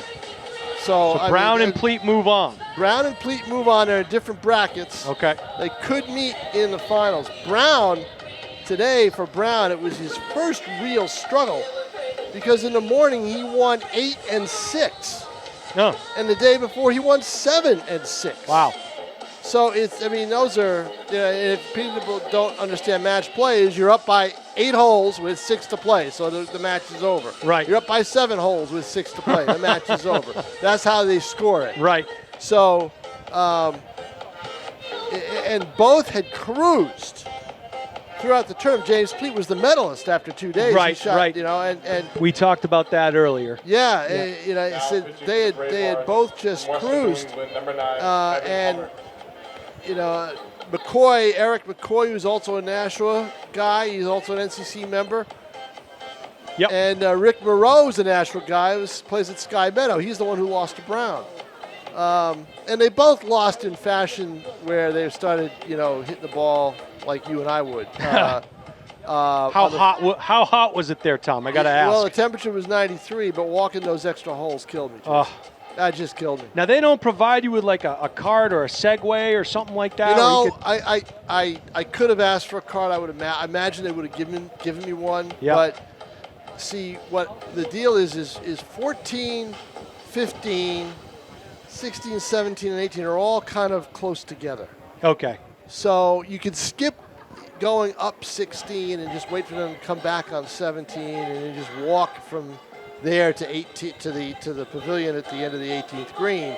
So it's fairly, but all of a sudden when you go extra holes, right? You know, 1 is a long hole up, 2 is a long hole back. So you kind of watch 1 halfway, and you go back to 2, and that's what I did for Pleat's round because they won on the because that took 2 holes. Sure. Browns took only 1 extra hole. Gotcha. I got an important question for you in just a minute here. Is Kevin Hummer of Shrewsbury, Massachusetts, 6 foot, 185-pound senior out of Western New England, is the new pitcher on record for the Bravehearts. A local for Worcester, a Shrewsbury guy. Shrewsbury. Let's see what Meade does here. Meade taking ball 1. Tom, the big question in everybody's mind are folks from the Telegraph provided with a caddy? Like, did you have somebody carrying your laptop, someone carrying your pens, your back, anything like that? No. Okay. I didn't. No. I as a matter of fact, I didn't bring a laptop. Okay.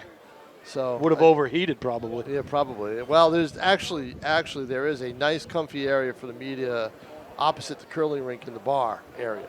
But this bar's closed. But I mean, it's all air conditioned. Sure. So, but I didn't want to. I wanted to stay, for health reasons because of the way this virus is. I wanted to stay outside as much as possible. Absolutely. So, but the pavilion is very nice. It's got a nice area. It's rooftop.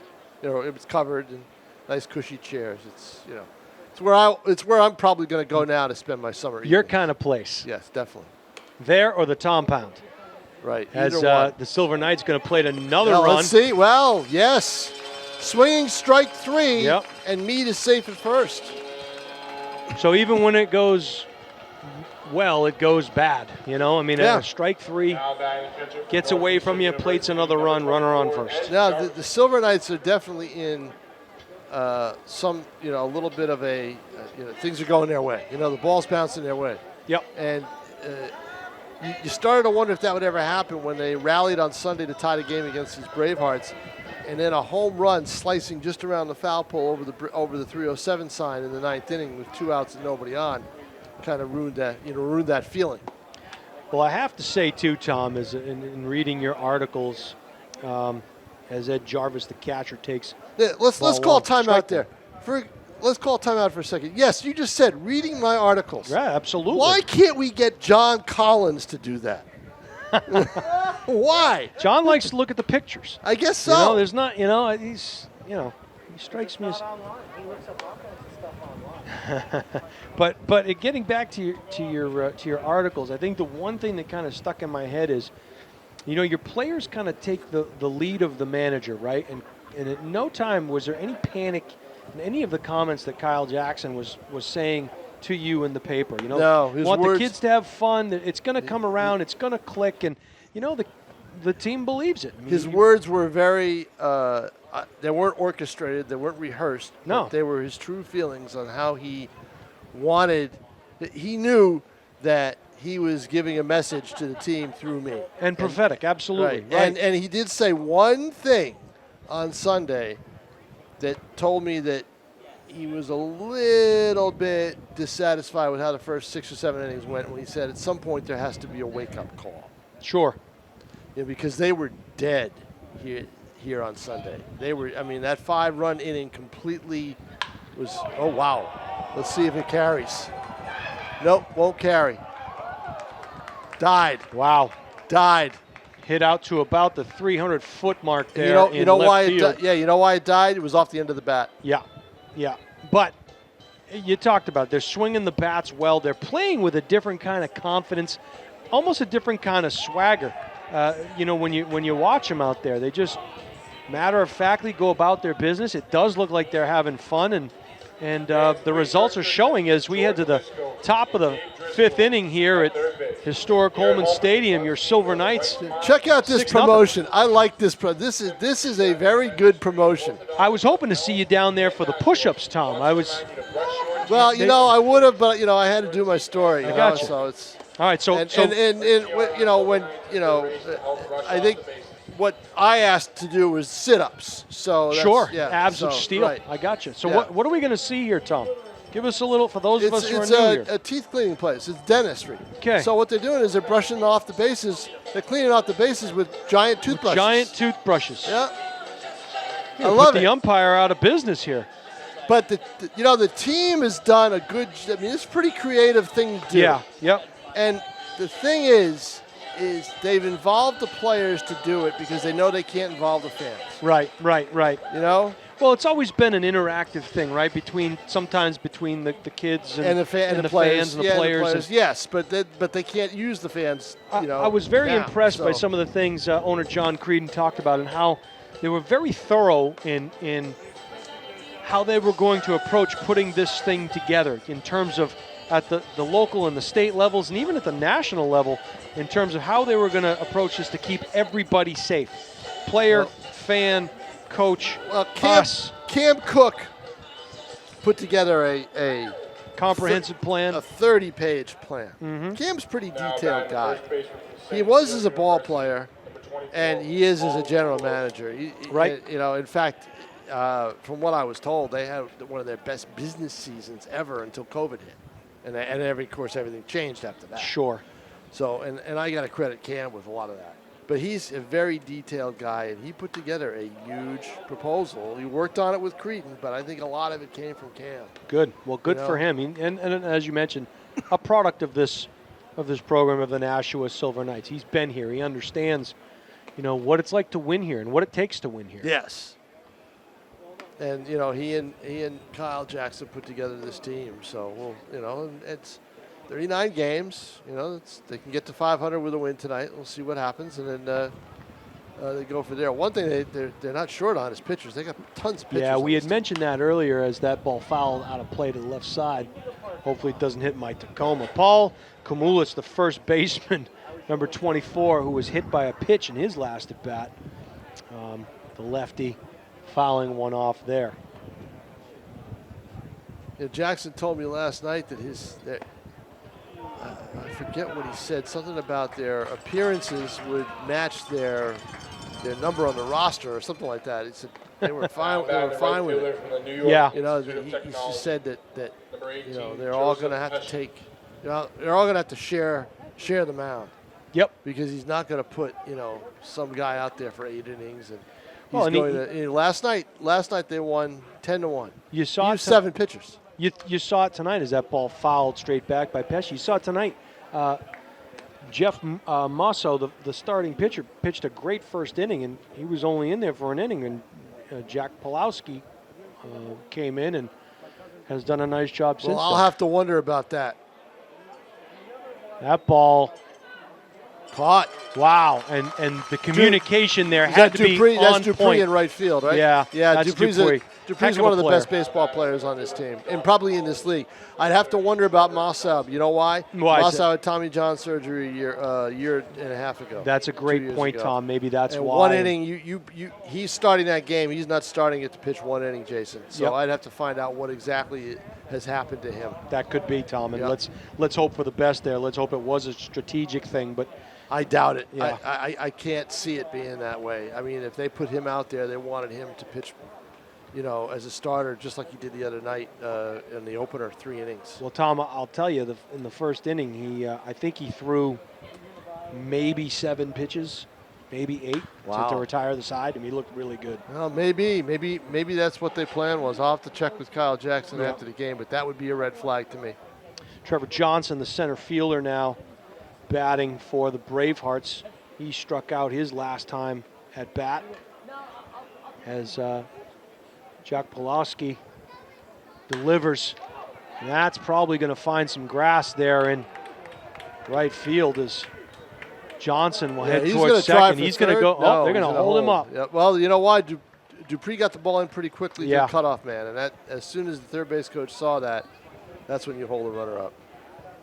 And typically your center fielders have pretty good speed, and Trevor Johnson is lumbering towards second base there, but he'll go in standing up. So in scoring position with 2 outs now. And there'll be a pitching change. There you go. So Nick Martin, the left fielder, will be coming in. We'll see. And Martin, of course, So Pulowski, it's a right-handed this is batter. Pulowski, correct? Pulowski, yep. Yeah, Pulowski, so he did a great job. Sure Shutout did. innings for 2-hit ball, yep. Tom. 3 innings, 2-hit ball. That'll do it. That's the way you want it. And gets some nice recognition there from his teammates out of the dugout.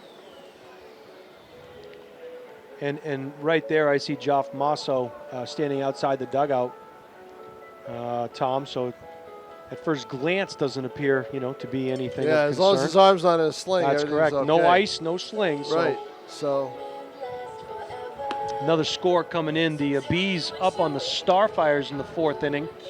As we give you as many updates as we can. FCBL action. Well, it's interesting right now, Jason, because Massachusetts teams, according to the rules of their reopening, if they're 18 and over, in terms of the players, they can't have fans in the ballpark. So if they are 18 and over. 18 and over. Yep. For baseball, for youth, for events that involve 18 and over, no fans. Now, a couple ways to get around that. As Pete Johnson was telling me the other night, and I read up on it and looked and saw what was done. Brockton has a beer garden. Yes, technically a restaurant. So also read that in your article, yep, Tom. Thank you. So they can put some people there. But the interesting thing is where Worcester plays is Doyle Field. Right. And it's a public park. Right. Okay. There's a lot more involved there than just a baseball field. Sure. So fans can, they can't stop fans from going in there. In fact, John Creedon is going to be selling concessions there. So, for anybody in the park, anybody that does anything there. Sure. I've never been there. It's in Leominster. Good business move on his part. Yeah, I might want to try to see, but it's a temporary site for them because they can't use Holy Cross. They can't use Hanover Insurance Park and Fitton Field. So new pitcher in the game now for the Silver Knights. Swing and a rope down the third baseline. First pitch swing, and that's going to play to run for the Bravehearts. And they are on the board. So Stephen Mcclendon, he of Nashua. Steve Mcclendon, who I wrote about on Tuesday, the former Bishop Girton outfielder. Interesting story. Tore his labrum, but it was his non-throwing shoulder. Right. So I read that article too, Tom. Yes, so boy, there's really nothing happening in the world of sports. I'm reading all the Tom King articles. So yeah, boy, I tell you, if I have one more person tell me that, what are you doing now? There's no sports, Well, obviously you're not reading, buddy, because I've been busy since March. I'm reading them all, man. I've been busy. I've been out straight since March. Since this thing started, the laptop usually doesn't get shut off. If there's no game that night, the laptop gets shut off probably by 7 o'clock. This is second baseman Danny Torres facing the aforementioned Mcclendon. Second pitch is outside, 2-0 now to Torres. Yeah, see, he's his first appearance on a mound since he was at Girton was the other night. It was Sunday. Well, now is as good a time as any to see what you have, I would imagine. Last time he was on the mound here says he pitched an inning in relief. He faced 7 batters and he struck out 3. Yeah, he struck out the side, but he was wild. So there you have it. As you would expect, and sure. His former very brief teammate, because he was a freshman and the other guy was a senior, Jordan Hisco. Yep. And you may remember Jordan Hisco because he was the quarterback at Bishop Girton. Very good athlete. You'll be reading up on him on Sunday in the Sunday Telegraph. Very good athlete, fun to watch. Yep. 3-1 now to Torres. Mcclendon needs a strike. And that'll be ball 4. Now you see he's got the velocity, just doesn't have the command. Yeah, the command and the control. And Hisco is the same way. Well, if you're going to... And Hisco hadn't pitched much even further because Hisco is coming back from injuries. Have to think, Tom, that having someone like Kyle Jackson as your manager, but also a former big league pitcher can kind of correct those things, probably has the eye to see what he's doing and little things and correct those on the mound, I would think. Well, he can work with them, but you know he's got a lot of other things to have to worry about. Right. As the manager. Sure. Which is why he's got Ariel Ramos as his pitching coach. Absolutely right. Daniel Webster alum who I believe I did a story on him years ago. He's a veteran. He did time in, I don't think it was Iraq, but he did time in the Middle East. No kidding, huh? Wise. Yep. Well, thank him for his service. As the catcher Ben Rice takes a swing and a miss. Count evens up at 1-1. 2 outs here now. Best pitch that Mcclendon threw was right there. Yeah, no question. And another good one. Yeah, that was a good pitch. What Mcclendon and Hisco need to do is change speeds confidently. Right. You know, when you haven't pitched in a while and you're trying to move your pitches around and move your stuff around, trying to throw a breaking pitch over the plate is a difficult thing to do. 1 ball and 2 strikes, 2 outs here. It's Torres now. Cocks the bat back. Pitch. Took something off. Swing and a miss, and there you go, Tom. That was a changeup. Yeah, you called it. 77-mile-an-hour changeup there. Got it. You know, it's the art of pitching, Jason Roby. You know, that's what it's all about. And once these kids are able to do that more, then they can be effective. I mean, you're watching a season of bullpens right now. That's basically what everybody's doing because they just don't.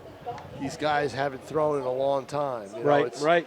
They usually do it in this league at the start of the season anyway, but it's even more magnified now because they did not have a spring season, or if they did, they had one only for a week or 2. And I think that's kind of what, if I was reading between the lines, a lot of what Kyle Jackson was alluding to was, look, we really haven't played. Nobody's played.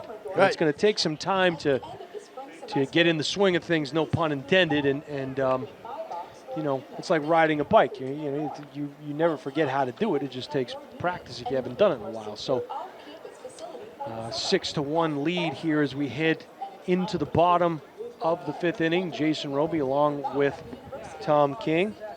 Jim Diehard McLean on the moving pictures, executive producer. Pete Johnson here on Nashua ETV. The next home game here on ETV is Sunday, July 19th against the North Shore Navigators at 3 o'clock. So be sure to, get a big boom there. Happy 4th. Belated. Yeah, that was the one thing about the 4th of July where, I mean, there was no public fireworks anywhere, so everybody was doing their own thing. And you're not kidding. I drove by the place in Amherst there on I don't know the name. There were lines out the door. So. Good Lord, yeah. The firework business was it was doing booming. well. Yeah, it sure was. It was booming? Is that what you said? Yes. That's okay. All right. Is John back there with you? Because that's a John. That's a John Collins That's line. a John That's Collins why I said line. it. You know? Perfect. Oh. But this is one of those typical Holman summer evenings. You know, last Friday I was here doing a game, and it felt like it was early May. You know, long sleeves and chilly, and it did not feel like, it felt more like Memorial Day than July 4th. So, and this team right now, 39 games in a compact season with no Pittsfield team this year. They're taking the year off because they didn't feel they could make people safe at Wacona Park. Sure. All the teams have Monday off unless there's a rain out. Okay. So. This is second baseman Brady Day, the number 9 here. He flew out his last at bat. The 3 o'clock start times on Sunday, Cam Cook told me, are geared around the, what do they call it, the farmer's market. Okay. Which ends at 2 down on Main Street. So that's why they do 3. They had done 5, but he thought that was too much of a lag time. Get the people from Main Street up here an hour later after they shop or if they're merchants. You know, sure. Put everything away. They check the third base umpire. He says no swing, 2 balls, 2 strikes now. And, I apologize. I believe that's Ben Rounds who's batting now. I said Day. This is Rounds. Yep. That's the other thing Kyle has done is he's used the Rounds brothers. Yep. As pinch hitters and substitutes and everything. He's moved the start. In other words, the lineup you see at the start of the game is not the lineup you're going to see at the end of the game. Right. That's the way he's been doing it. Sure. Rounds hits one through the hole between shortstop. Look at that bounce. Yeah, that's crazy. Yeah, that's that Holman infield. It's a hard infield. The field, I was saying earlier, Tom, looks relatively good for not having any use. I mean, no use and no water for a while. No water, right. We had a long drought. Now all of a sudden we can't get a day without rain. Right. At some point in the day, and it's almost feel like you're in South Florida. It rains every day, late in the afternoon. Just wait for it and it'll happen. That is Rounds' third time on base here tonight. Harvard product dives back to first base as he is checked by Kevin Hummer. Mr. Rounds looks like he wants to run around. Let's see the lead. Let's see how long the lead goes. I have yet to see a stolen base attempt. There was one tonight. Was there really? There was one tonight, yes, sir. He's on that edge of the grass right there. See that corner. When a runner's on that corner, that sharp arrow of grass that sticks out, about 10 feet from first base or 8 to 10 feet. When a runner is there, I think he's eventually going to try to go. Got to see wheels in motion. We'll see. Rounds checked again. He get caught leaning towards second as quickly thrown over to first is Hummer. Yeah. That's good, though. He's doing his job. He's distracting the pitcher. But he looks like see that foot? It's right there, right at that line. Ball fouled straight back by Max Vieira, the third baseman. Boy, I love this separation stuff. This is great. I love it. I loved it even more when Collins was doing the games. Oh, my God. It's heaven. Ooh, that ball fouled straight back and then back off the catcher's helmet. I'm going to say, thank goodness he didn't quickly pull his mask off and turn around. That would have been bad. That would have been bad. Yeah. Now, John Collins, I know he plays in some men's leagues and so forth and travels around a little bit. Is he playing any baseball, do we know, this summer? I don't know. I doubt it. I don't think so. He doesn't really play. He just gets into fights. That ball hit up a mile high. Not an easy play, but it's an easy catch made. Good job there by, that's the catcher's Ben ball Rice. all the way. The first baseman should back away from that. Yeah. Let the catcher take it. Because you're going to have your catcher needing to make those plays in areas where the foul territory is even bigger. Right. Good concentration there by Rice as he records the first out of the inning for the Bravehearts. And we'll see if Brady Day is batting. We'll see what he can do. The lefty steps in. Healthy lead over at first by Rounds. And again, the throwback. Rounds sliding head first safely back in to the base. So they must think like you, Tom. They think at some point Rounds is going to make a break for it here. Yeah, his foot's on the back edge. He had a bigger lead earlier. I like the delivery here by Hummer. Watch him off the mound, Tom. He has that kind of like that Quisenberry side swipe here. Well, that one was over the top. That was over the top this time. Okay, so Quisenberry was much he was more really pronounced. knuckle dragging on the ground as he threw that thing. And of course, a lot of people will ask, "Who's that?" Dan Quisenberry. Yeah. Look him up, kids, on that thing called YouTube.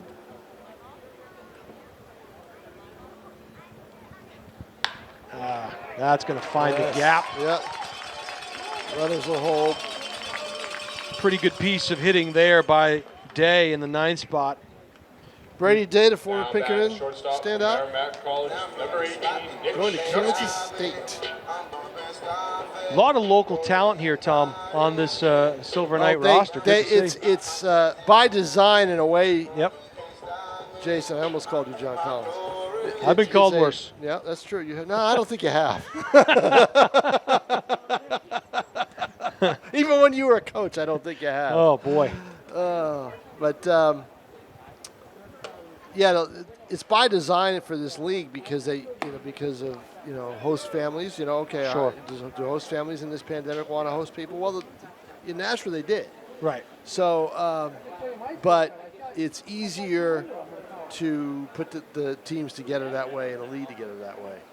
That's because depending on host families entirely is one of the reasons why the New England Collegiate Baseball League and the Cape Cod League couldn't have a season, because they're bringing people from all over the country. Sure. So you may look at these schools and say, well, these people are from all over the country. Well, no, look at where they live. Right. They live fairly close to the area. They're locals.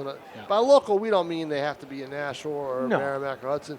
They could be in Methuen. They could Shrewsbury. be they could be anywhere that's within an hour drive, and that they can make it here. Shumsky up to bat here. He of the 2-1 count with one down. Runners at first and second. Swing and a miss, and a nice pitch there by Kevin Hummer.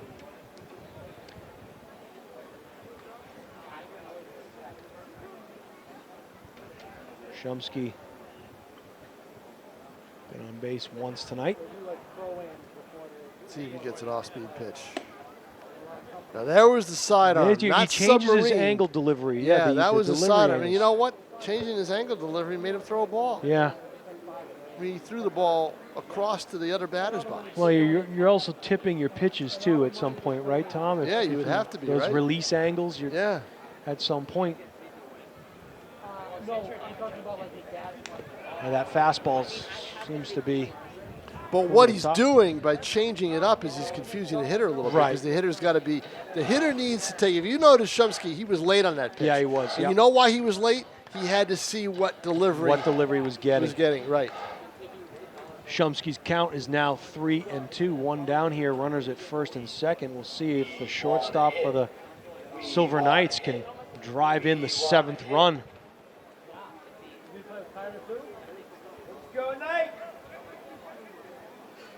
Hummer from the stretch, the delivery, and that is fisted. And talk about English on that ball, Tom King. Bases are going to be loaded here.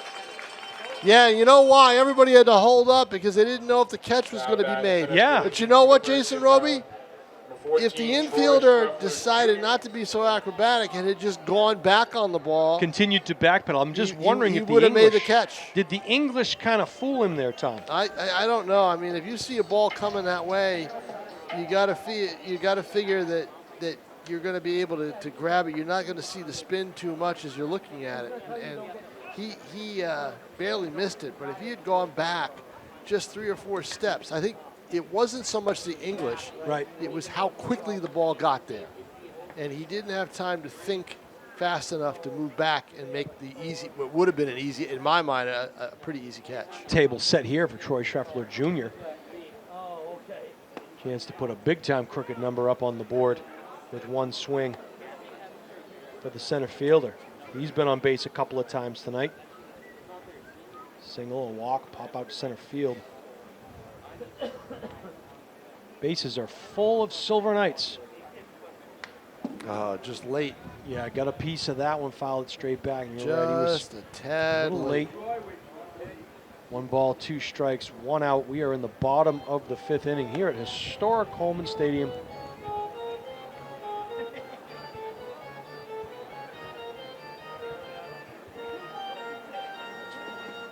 Kevin Hummer gets the sign from the catcher. Doesn't like anything out. He comes to the set now, checks third, checks second. The delivery. And there was that sidewind again. And every time it seems like that thing falls to the outside. Tried to guide that pitch too much. If he had just pitched it, it might have had some spin that would have gotten the hitter. Scheffler, the Maryland down low. University of Maryland product. Yeah, another reason why you're seeing some of these big-time schools is players in the Cape and the FCBL couldn't play. They couldn't play, so that's they came right. Here. Yeah, I mean, scouts here, radar guns, clipboards. Yeah. It's been pretty obvious. full count now to Schroepfer. Going to be caught. Yeah. But let's see if it scores a run. It should. And it will.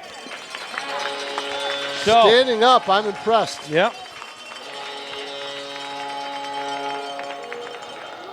The 7th run for the Silver Knights on the board. Now batting right fielder from North. The Schroepfer sacrifice there as Dupree comes to bat. The right fielder been on base 3 times tonight. Scored one of the runs for the Silver Knights. Runners are at the corners now for Nashua. Some of those hits just kind of falling in, Tom, going off the end of the bat quite a bit. Yeah, but they're not. They're finding the right places. They're not the pop-ups and the flyouts that and swinging on the. And the other thing too is what they were doing a lot was they were over anxious swinging on the first pitches. They weren't waiting out the pitcher. I think John and I taught that opening night. You want to see the pitches a little bit, see what they have, see what they're bringing. Swing and a miss there as Dupree chases that outside pitch. Looked like he pulled his head just a tad. Jared down 0-2 now. He and Mead are having a little home run contest. Ooh, almost. Oh, close. Pretty good move there by Hummer, rather. He had some pretty good throws over to first base, keeping those Nashua base runners honest. Swing, fouled straight back, and a good cut there with bad intentions from Dupree.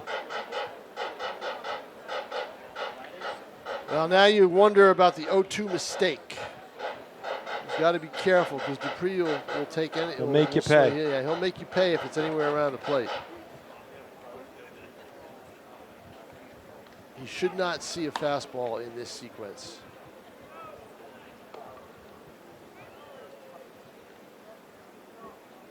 Just got to make sure you keep the ball in front of you if you're Ben Rice, the catcher. Yeah, they weren't giving him anything there. See if he chased something on the outside. Yep. Yeah, but that was, again, when he alters that delivery, he pushes the ball far away to the outside. And he shouldn't really worry about the runner at first base. Yeah, great. You might give up the steal, but the guy you got to get is the batter with 2 outs. That was a good pitch. Yeah. A curveball down and in, or an off-speed pitch down and in that Dupree just was completely off balance on. Yep, had to fight that off. Yep. Down 1-2 now. But what you're not seeing, which is what you saw a lot of the first 3 games here, was you're not seeing any called third strikes on the part of the Nashua hitters. Right. Watch, there'll be one here. No, not there. Based on my my book, they've had 3 tonight, I believe. Earlier this week, they would have had 5 or 6. That's John Collins, who's wants to know how we're doing. Hello.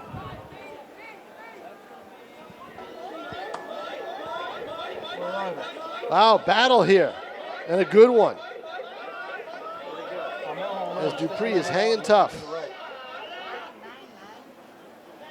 I'm looking, I don't see it.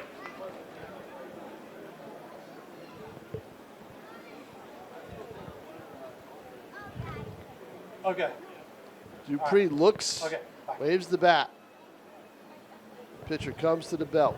The 2-2 pitch is coming. Fastball right up the middle on a base hit. Almost took off the head of Worcester's pitcher, and instead it tacks on another run because, boy, I'll tell you, he paid for giving him a fastball. Yeah, Hummer should not have thrown him a fastball at all with 2 strikes. And he grooved one right down the middle, Jason, and Dupree was right on top of it. He tattooed that thing, Tom. He tattooed that thing. Yep. 8-1 now. for the Silver Knights, and seeing a completely different team here. Called first strike as Meade was taken first pitch all the way. That's a good piece of hitting by Dupree because he never offered. He swung at pitches he could reach. Right. Defensively, but at least he could reach them. Right. And in that time, he just waited to see what he'd get. He was waiting for a fastball. Was that a full count pitch, Tom? No, it was a 2-2 count? pitch. Okay. And I would not have thrown him a fastball in that situation. Yep. But Hummer wasn't effective at getting the curve or any off-speed stuff near the plate. And there's a bouncer that's going to advance the runners. You get two in scoring position now. As the pitching woes continue for the Bravehearts here. One thing that's different about the FCBL this year, if you look at the full screen shown to you by Jim Mcclendon, you'll see 2 umpires in the field with the umpire behind home plate. It's the first year they have had 3 umpires. That's a great call, yeah. I think one of the reasons is the umpires don't have to have anywhere else to work. Right. So might as well take advantage of that. Pitch is outside. Deuces are wild here. 2 balls, 2 strikes, 2 outs now to Meade.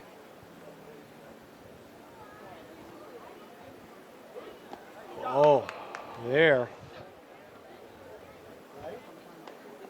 is your 3rd out. That's what Dupree did not do. Right. Was he did not chase something way, way out. Right. So we come to the end of the 5th inning as we head to the top of the 6th. Your score, the Nashua Silver Knights 8, Worcester Bravehearts 1. Jason Roby along with Tom King, executive producer Pete Johnson. Thank you. Moving pictures navigator Jim Diehard McLean. We were fortunate enough to speak to owner John Creedon tonight. And it's been a pretty good night here at the ballpark at Holman Stadium. John Creedon's kept me fed most for the last week. He is in the food industry, right, Tom? Yes, I mean, that's yeah. Yes, he is. He is also a lawyer. Okay. As I found out the other day, Pete Johnson sent me a link to a story that was in the Worcester Telegram. This call of bullpen is brought to you by Anthem and Nashua. I think that they referred to him as a lawyer. I know the writer. The writer's not too familiar with this league. And he might have thought that Creedon's main business is as a lawyer, but it's not. He hasn't practiced law in a while. Okay. And that's what he told me last night. He and his father, it's a family business, the Creedon catering business. Yep. And talking to both of them at different times, the one thing I mentioned was that when you're a caterer that do a lot of events, you're also in the tent business. Yes, yeah. And that has saved them in a way. Well, yeah, all the restaurants now with the outdoor dining and so forth, all those tents are needed. Yes, a lot of, starting in late April, early May, a lot of tent business. So, because you got to wonder, I mean, the people that own teams in this league, this isn't their main, this isn't like the, other owners, this isn't their main business. Right, exactly. So,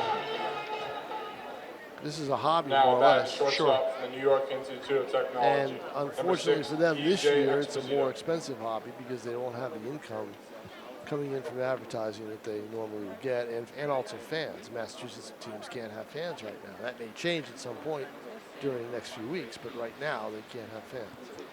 Tom, I believe we have Stephen Miller, the right-hander from Penn State, on the hill now. 6'1", 190-pound junior out of Pittsburgh, PA. And the guy I'm wondering if we'll see tonight with an 8-1 game is the guy who, when they start, there's a hard bouncer. Good stop there. And a base hit. Hit. What a good effort, good throw. That ball was on a rope from E.J. Exposito. The guy I think you'll enjoy watching will be Brandon Dufall. Sure. Northeastern closer. Now batting third base. At least he's the closer here, I think. I would think. Aiden Wild. Cam Cook told me that if there had been a longer, more rounds, regular 40-plus round Major League draft, that Dufault would not be here right now. He would have been drafted. No kidding, huh? Yeah. Yep.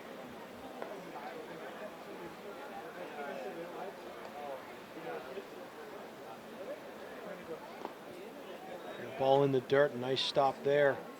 Again, what I've seen from some of these relievers is the lack of command. Good velocity, but no command because they hadn't been on the mound that much.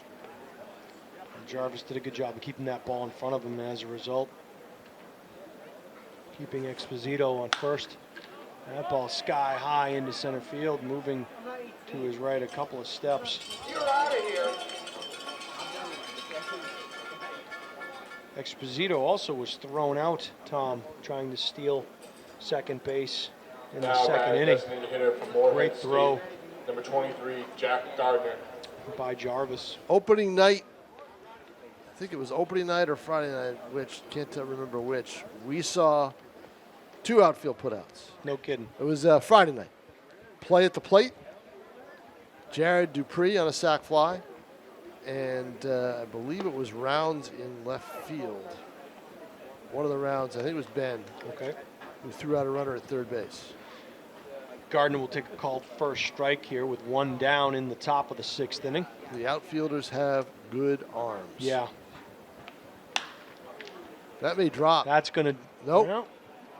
Hung up just enough. The ball's being hit off the end of the bat, it seems, lately. Well, that's just late. Those are late swings. Late swings. Now Reaches. But I also think Miller took just a little bit more off that pitch than he has in his earlier pitches, which can confuse the hitters.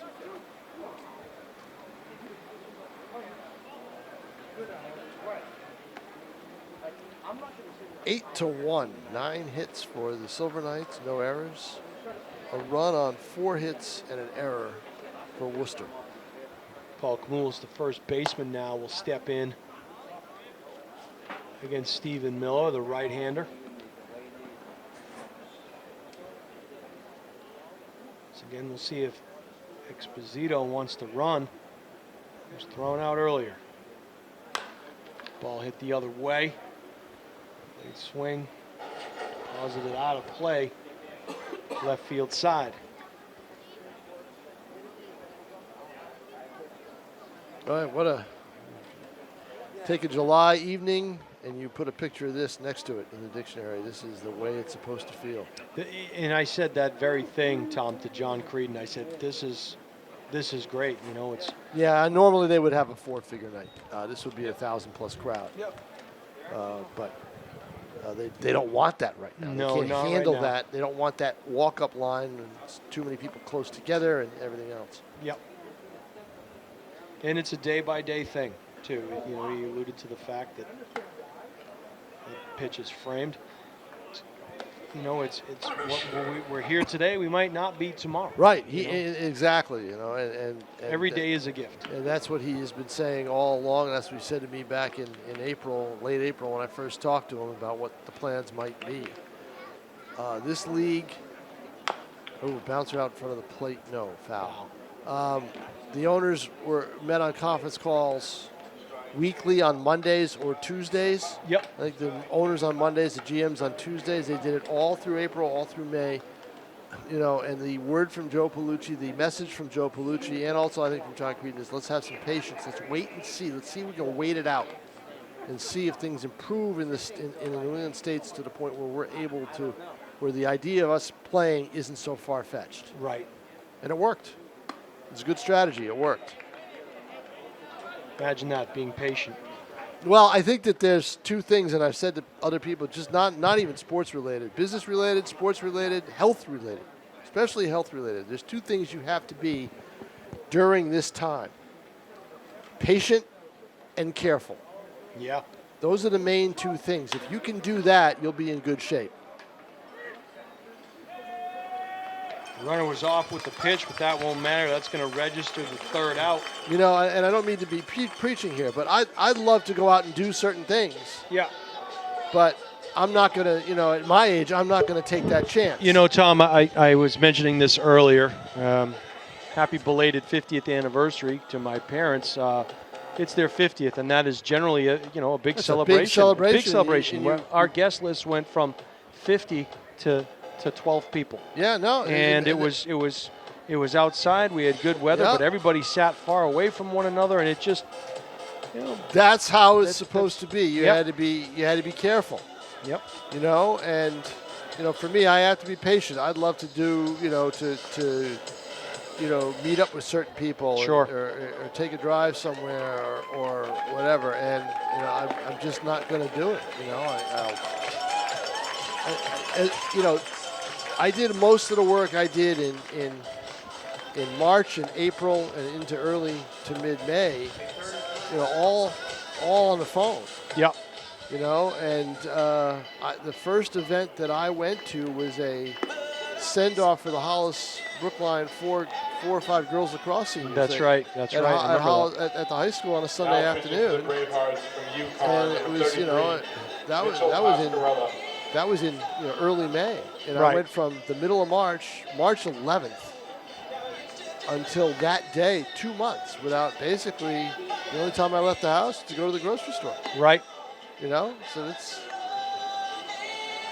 it's a whole different deal. We have a new pitcher in for the Bravehearts. It's number 33, Mitchell Pascarella, the Lakewood, New York native. He is a freshman at UConn. He's 6 foot, 190 pounds. The right-hander. Husky. There is one Worcester player that we haven't seen tonight, and I was texted the lineup earlier, and I haven't looked at it yet. Mariano Ricciardi. Don't see. Oh, okay. He's not in the lineup, I believe. So take a look. He's a staple. Mariano Ricciardi, yeah, West Boylston, Mass. Well, he's the son of J.P. Ricciardi. J.P. Ricciardi, sure. Yep. Former Major League General Manager.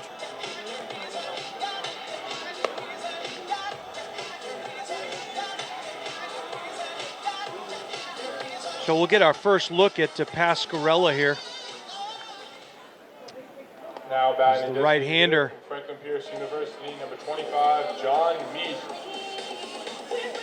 Faces number 25, John Mead. Bottom of the 6th inning of an 8-1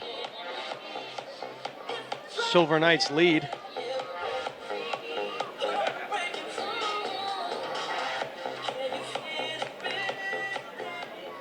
See if Mead can get into one here.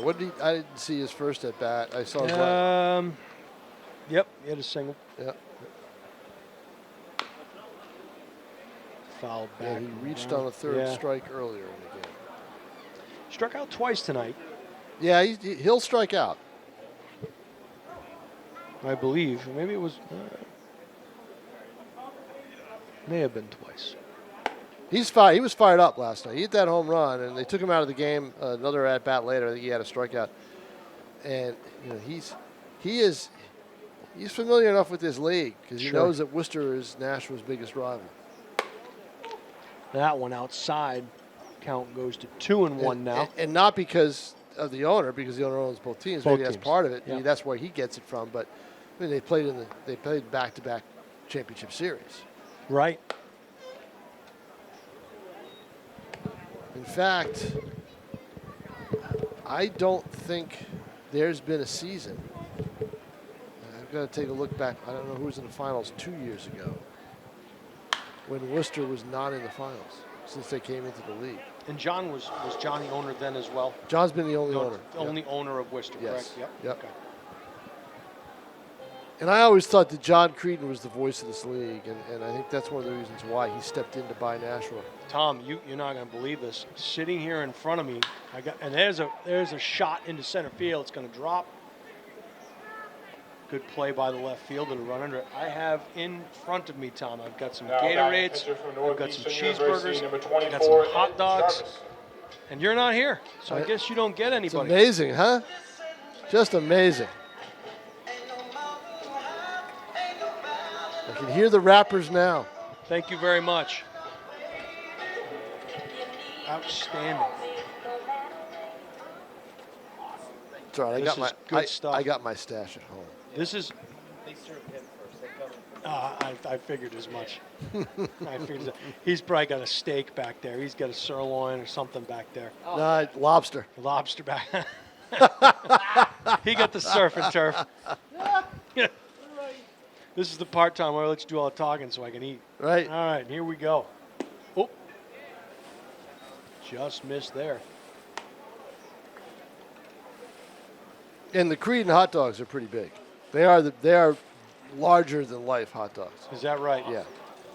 They're really good. And I took the burger. I should have got the hot dog. Is what you're telling me? Well, I would have gotten one of each. Oh, I didn't know. I don't want to be greedy, Tom. I have some service here in the booth. I don't want to be greedy.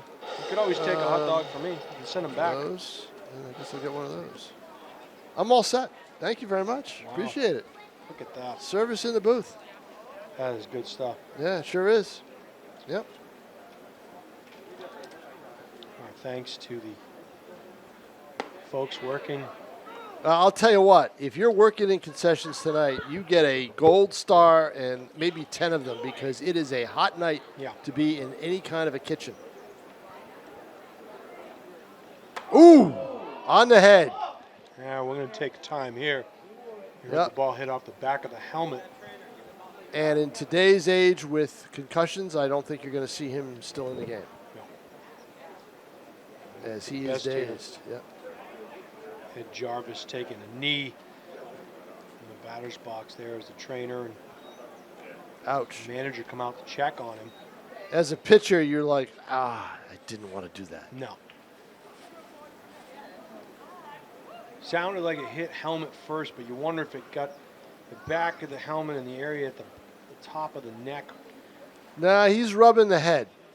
He's not moving his lower half of the head and neck and everything else. He's just rubbing the top of his head. And I'm a little jealous because he's got a lot more hair to camouflage it than I do.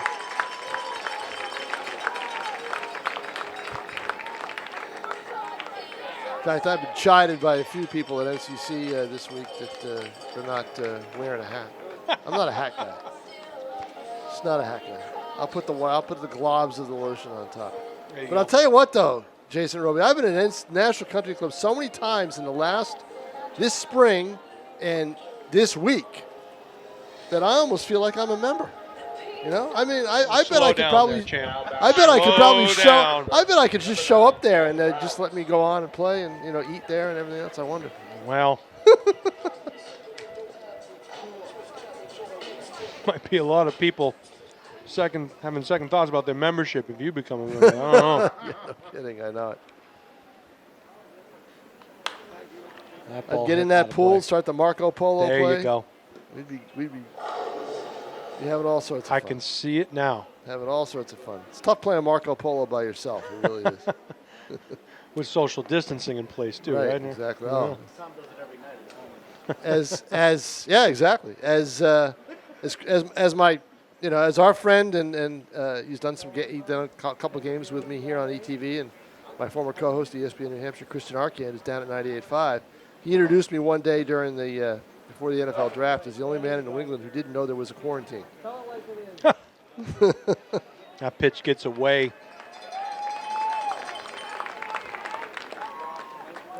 Boy, there have been a lot of balls bouncing in front of home plate or going over the catcher's head, or command and control has not been a gift to the Worcester pitching. That's for sure. They are on their fourth pitcher of the night. Is Pascarella. That one hit to the shortstop. Checks the runner at second, throws over to first. That is a gun at shortstop. Yeah. That's a great arm. Now batting the third baseman for Northeastern University, #1. That is the aforementioned E.J. Exposito with that play. Central Islip. Ever been to Central Islip? I do not believe so. I have. It is the home of the Long Island Ducks of the Atlantic League. There you go. Who played the National Pride here many times at Holman Stadium. Back in the day when... Islip. How is it pronounced? Islip. It's Islip, according to Jim McClendon. And a great play there at second base. And I'll tell you, Danny Torres is flashing some leather out there tonight. The people, when I was there, pronounced it Iceland. Okay. I got reprimanded tonight. Well, Jim McClendon will do that to you. Jim McClendon will reprimand you. I've worked with Jim McClendon for many years. We worked together at WNDS. Yep, we talked about that. Yes, and if one of us was doing something wrong, we heard about it right away. It was my job. Well, that is the thing, is Jim McClendon is a perfectionist, but he knows that what he's shooting is something he wants to be displayed at very well on camera. And if we don't look good on camera, we hear about it. That's why our faces aren't on there. Exactly. They wouldn't look good. Right. He's got a face for radio. This call of bullpen is brought to you by. All right, another pitcher, new pitcher for Silver Knights. Fifth pitcher of the evening. Running out of room here on my scorecard, Tom. Oh, yeah, I just go down to the bottom. All the way down. Like I said, last night, 7 pitchers. Believe, you can correct me if I'm wrong, this is Kyle Skidmore. It looks like Kyle Skidmore. Yeah, senior from Hofstra out of Franklin, Massachusetts, 6'3", 200-pound senior. And unfortunately, Kyle Skidmore was the one who gave up the home run on Sunday. Oh, no kidding. Yes, it was a good pitch. It was a good pitch. And Andrew Salima, a senior from Holy Cross who lives in Andover, he's a left-handed hitter. It was lefty on lefty. I believe the count was 3-1, but it wasn't a groove fastball. It was a pitch down and away, and Salima went and got it. Well, you got to tip your hat to the hitter on something like that. Well, he just got the bat on it, and it had enough velocity that the ball just sliced. And for a lefty, it's a slice. And it sliced out of the ball, right over the 307, right over the brick wall. As I said, the brick wall giveth and it taketh away. And that time it took away a win, or a potential win for the Silver Knights. Have you ever been to Hofstra, Tom? No, I've not. So, good story for you. 1994, we go down there. I played for UNH back in the 90s. Yep. And we play Wayne Corbett. Yes. From the Hofstra Flying Dutchman. Yes, the who receiver. had just moved from Division III to Division I. Yep. Now that year we go 10-2. We lost to Appalachian State in the first round of the playoffs. Yep. Matt Stevens, Dexter Coakley, some names you might recognize Sure. from the NFL. Exactly. But we lost to Wayne Corbett. That was our only other loss, and Corbett had a game and a half that day against us. Which is one of the reasons why grounded to third. Long throw and a gun and oh, did he get him? He did. Yes, he did. Wow. And what a great play. And he's healthy. He's all right. But that's a great. That's literally a bang bang play. Right. Dom Keegan had to go up, grab that thing, and swing for it. Well, you look at Keegan. He's got some height to him. He does. He's not huge, but he's got a little bit of height, and he's got a. Look at how long that glove hand is. That arm. That's a long arm. And Keegan can reach and come down with the swipe right away in one motion. Vieira actually went back on that play to gather that ground ball. And was still able to make a strong throw. Strike to Trevor Johnson, the center fielder. Corbett was a popular Jet because a lot of people in the New York, New Jersey area knew him already. Perfect spot for him. That field was AstroTurf, and it had a crown on it like you wouldn't believe. And I sprained my AC joint in my left shoulder trying to knock a punt out of the end zone back into the field of play. And couldn't lift my arm for like a week. But that was a pretty good team. I'll tell you what. That was. And we had played them the year before and beat them up pretty good. And where'd Corbett play before he went to Hofstra? If he transferred. I have no idea. Curious about that.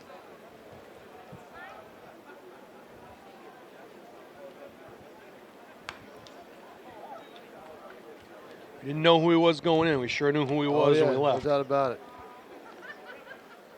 As Johnson fouls that one straight back. A lot of gems at that level. No doubt. Speaking of gems, ran into Kendall Reyes. Yeah, I'm a little disappointed that Kendall isn't still on the UNH staff. He said he had family reasons. He couldn't. A lot of the commute back and forth. Yeah, family comes first, and it's a long drive and a long day. Yeah, it's a very demanding. And not only that, he would have been on the road a lot too. Yes. So that's he wouldn't have been home as much. I'm happy for him. He seems happy and always been a happy-go-lucky kind of guy, hard-working guy, and.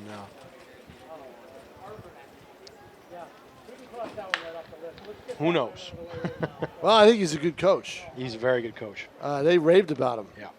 UNH, and I thought he was did a good job working with Dante Llorente at North.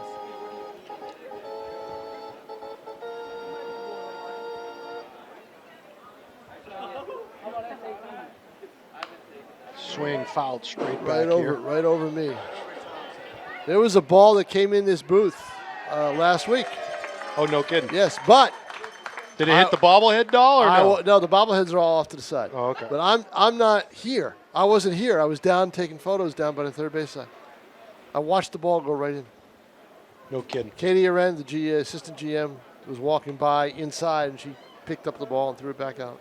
It's great. Once again, another reminder that the next home ETV game is Sunday, July 19th against the North Shore Navigators at 3 p.m. I am so dedicated, Jason Roby, that I'll be here to do that game even though I'm on vacation. Gosh. Can't be anywhere else. That's exactly it. That is hit on a line into left field. It stays up long enough. And that'll do it Third for out. Worcester here in the sixth.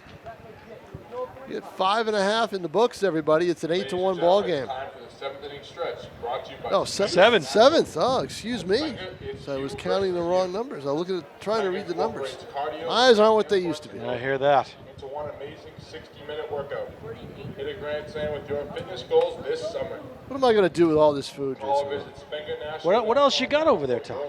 Well, I mean, it's not just what I got tonight. It's I got chicken tenders and galore. And if you've ever gotten those tenders, okay, you will open up the box because they're served in pandemic-safe boxes. Sure.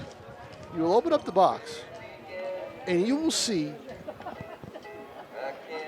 more French fries than McDonald's produces in a year. It is amazing. I've been eating French fries for a week. Not good. I mean, I make sure that can't be good for you. No, well, I make sure I reheat them to the point where they're basically French crunchies. You don't order the diet fries? No. Oh. The diet fries are the ones with crinkles. They don't serve them here. Oh.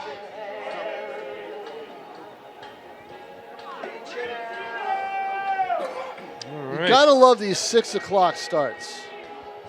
Yeah, I'm pretty happy with it. As we are, here last night. Yeah, last night was, we're in the bottom of the 7th, and it's, still 8. It's only 8:30. Last night, an hour 20 rain delay.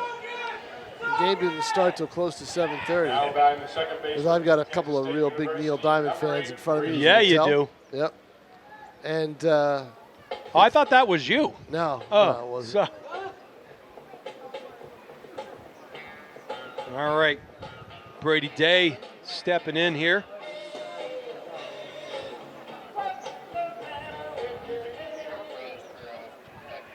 Pascarella will start his second inning of work as the first pitch today is taken high for ball 1. Outside, ball 2.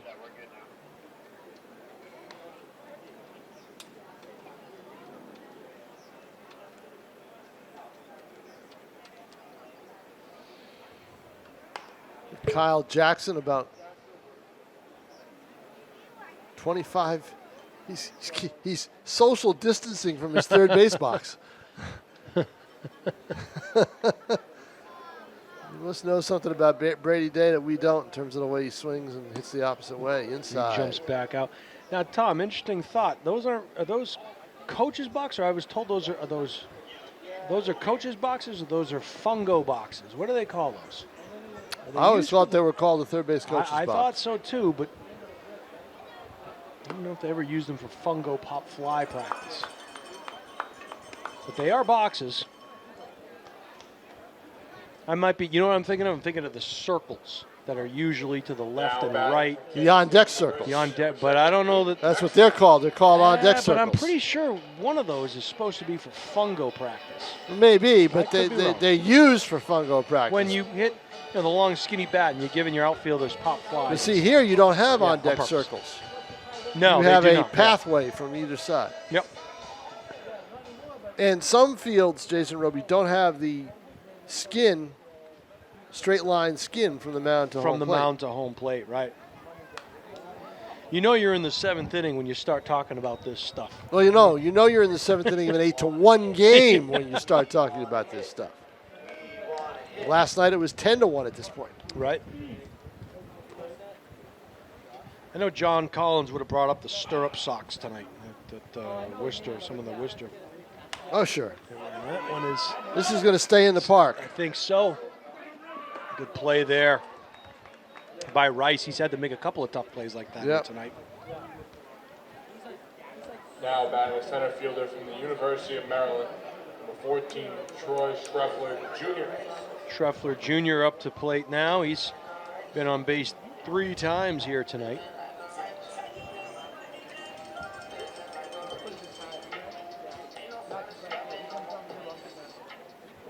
Maryland Terp.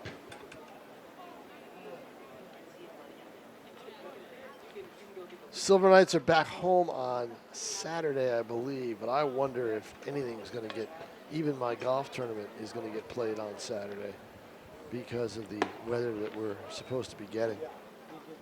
Got some weather coming in, do we? Yeah, it's some tropical storm type weather coming up the coast. When it comes up the coast, it's not something that's going to float around. Right.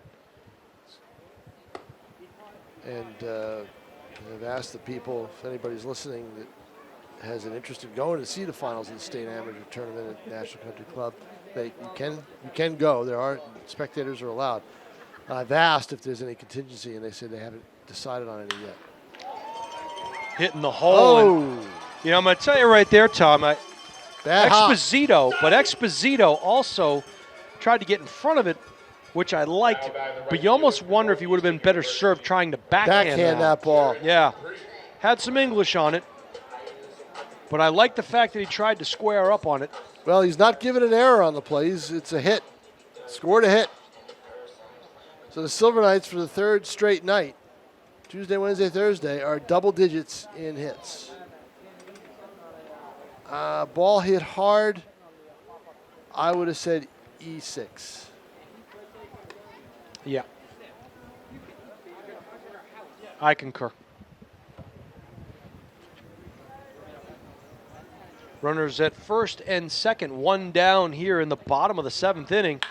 And that one given a ride, and it's going to keep going. Yep, sure is. It's going to plate 1, maybe 2. Definitely 1. 2 runs in.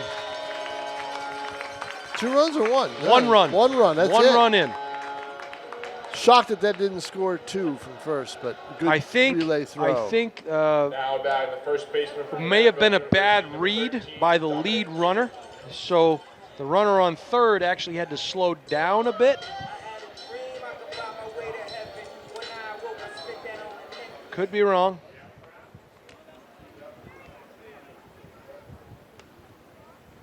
Nine to 1 now. Swing, fouled out of play to the right side. But Dupree hit that a rope. I mean, that ball just, it didn't take long to get out to where it was. It was hit hard. We'll see if Keegan can clean this up. And he may look for that hole between short and third. Reached. Foul tip into the glove, down 0-2 now. We want to hit. We want to hit. So I think in this situation, you wait the pitcher out. You've got him on a rope, second and third, 1 out. You do it Dupree did this his previous time up to that. You make the pitcher throw you something that you're going to turn on. Not sure if we had a equipment malfunction here yes. as Yep. Ben Rice made a beeline to the dugout, maybe to get a new glove or fix a strap. It's a glove. Yeah, new glove. We'll pick things back up with an 0-2 count to Dominic Keegan, first baseman, who made a great defensive play earlier. The sweeping tag on a ball that was thrown over his head.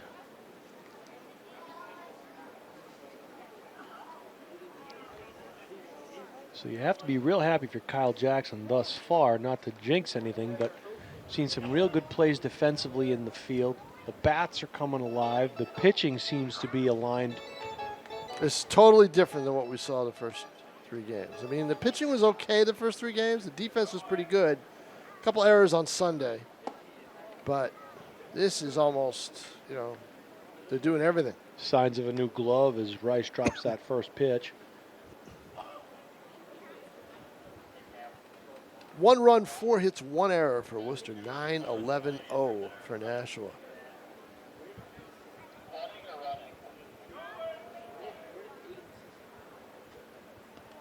Now one in the dirt.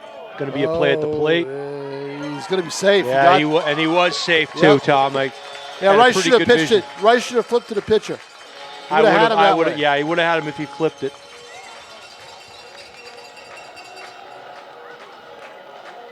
So 10-1 now. That's got to be about the 5th wild pitch I've seen since I've been here.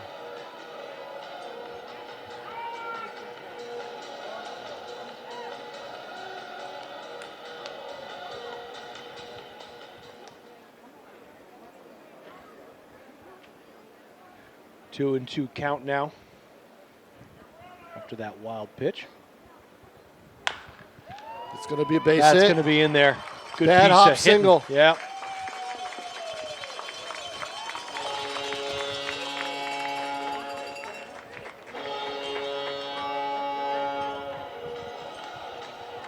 Well, everything going Nashua's way. Is that infield rock hard? Yeah. And Worcester infield is finding out the nuances of Holman Stadium and its infield. Yeah, that was a high hopper.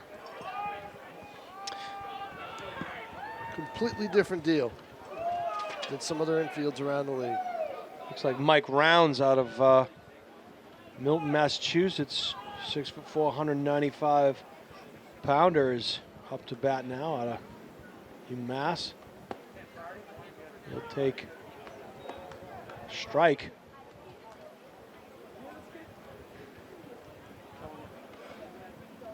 Rounds bats lefty, throws righty. His brother, of course, out of Harvard, sophomore at Harvard.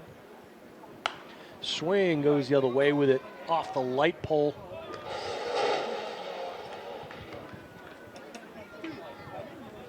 That one got back in a hurry.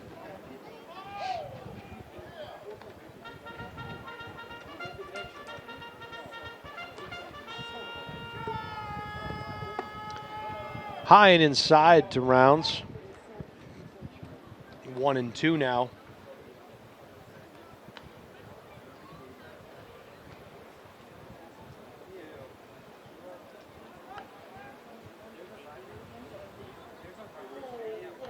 Checks the runner, the delivery.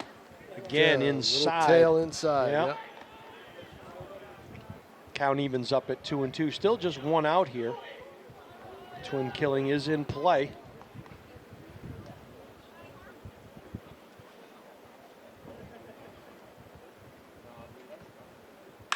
Rounds gets a hold of one. That's going to find the gap. All the way to the wall. That's going to be 2 for Rounds. We'll see if they try and score him. They do not. Held up at third. Yeah, no chance. I mean, good relays in, very quick, but no reason for Kyle Jackson to push the runners. Right. Especially any kind of play like that, you could risk injury. Anything could happen. Pull a hamstring around in third, anything, trying to force it. Right. You got a 10-run lead. And I think a little bit of that is also respect for the other team. No doubt. No doubt. Class move. Yep. No, he did that last night too. Station to station.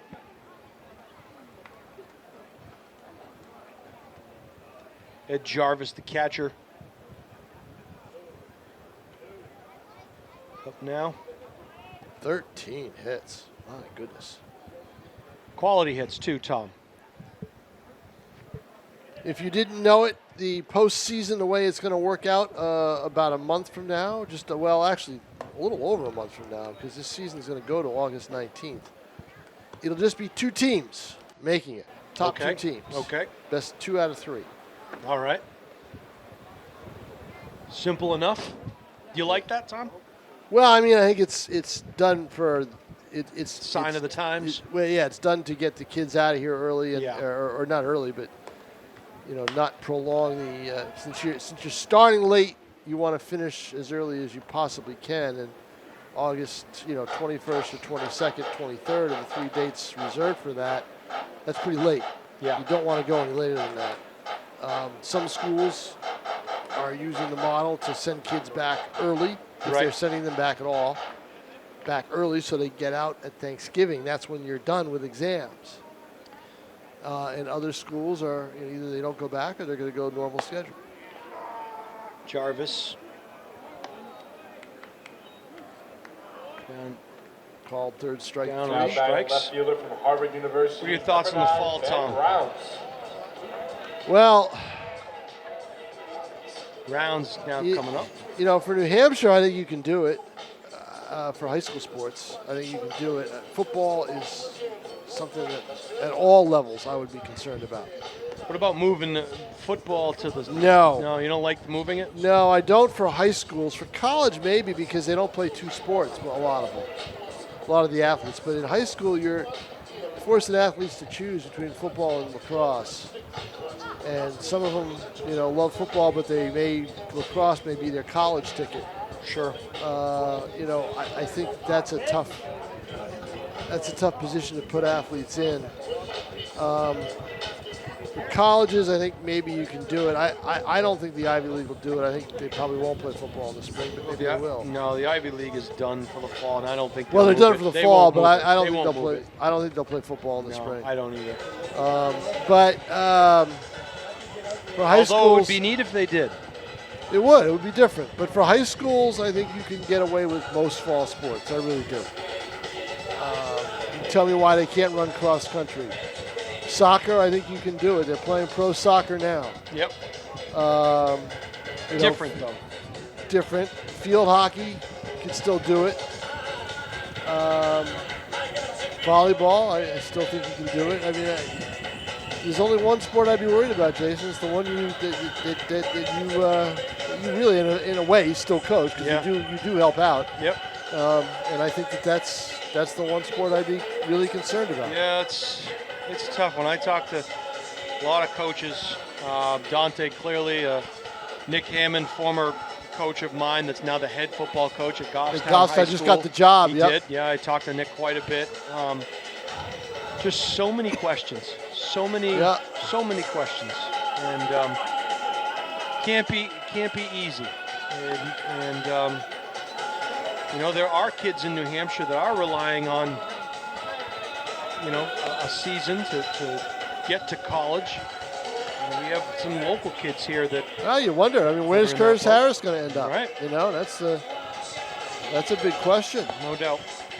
And, you don't want to see him. He's robbed of the end of his junior year by injury. You don't want to see him robbed of his senior year. Now pitching for the Bravehearts from Clark University, number 10. Back to school is a different deal. In terms of back to school, I can see the alternating days, things like that. Yeah. Because you're in the education business, Jason. I would imagine you talk to people. I would imagine the goal is you don't want to see 25 kids in the classroom. No, the thing, I'm on the subcommittee for going back to school, and there's 3 models out there. The biggest thing is that there are pros and cons to every model, and ultimately we want to be back in the classroom. We want to see the kids, but there's that factor you know, and an important one at that. So, you know, my guess is you won't end up with full classroom every day, but you won't end up with remote learning every day either. Just some type of a hybrid system, Yeah. and that is every one of the other day. options, You know? But the thing you have to look at then is, you know, what about parents and teachers that have kids in different school districts? How does that work? Right. What about folks that are working, compromised? Yeah. You know, there's a lot of factors. There's a lot. And there are there's no so answers. many. 'Cause No, there's this so is many. new, and I use the term we're putting the plane together while we're in mid-flight. You know, that's. I think the one thing that impacts getting away from the high schools for a second, the impacts college sports are the spikes in the other states. Yes. Because they're all in major college states. Right. Right. This is Chris Radovich from Fairfield, Connecticut. He's a senior at Clark University. 6'4", right-hander. Again, another close by to the Worcester area, you know. And this is the 5th pitcher of the evening for the Bravehearts.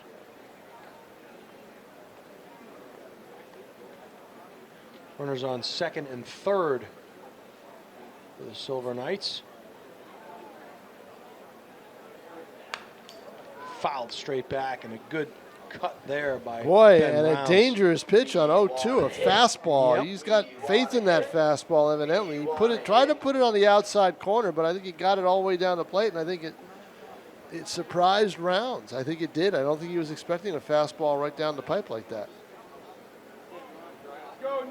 Don't get many gifts like that, so we'll see what the next pitch brings. Again. Same type of pitch. He took a little bit more off that, but that was up and hittable. I don't know. Gunn had him on 95.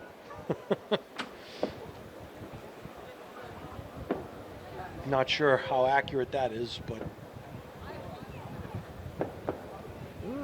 could be. I'd say 5 miles an hour less. Take 5 off.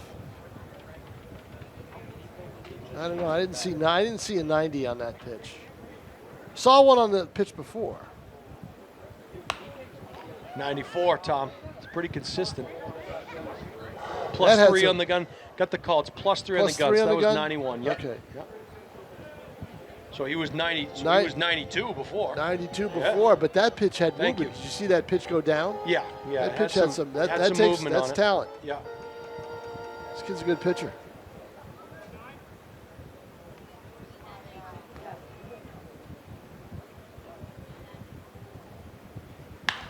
Right back at him, too. Oh, wow, there's going to be a play right here. What a stab. 1-6-3. And flashing the leather there was E.J. Exposito. What a play. To make it to a game and want to watch the That almost took off Radovich's head. You get out of the way just in time. May have got a piece of him, and then Exposito had to adjust to it. Throws a shot across the infield to retire the side for the Silver Knights. So as we head to the top of the 8th inning, your score, the Nashua Silver Knights 11, Worcester Bravehearts 1. Jason, I'm going to let you talk for a little bit while I catch up with the official score on what I missed. Okay, my friend. So once again, Jason Roby here with Tom King, keeping our social distancing. Tom in the announcer's suite. I believe he had to take the elevator to get to it. There's a red velvety rope that separates where Tom sits from where everybody else is. There's a bouncer outside. He gets steak delivered to him, lobster. He has his own bobblehead doll. Meanwhile, Tim and I, we sit out here.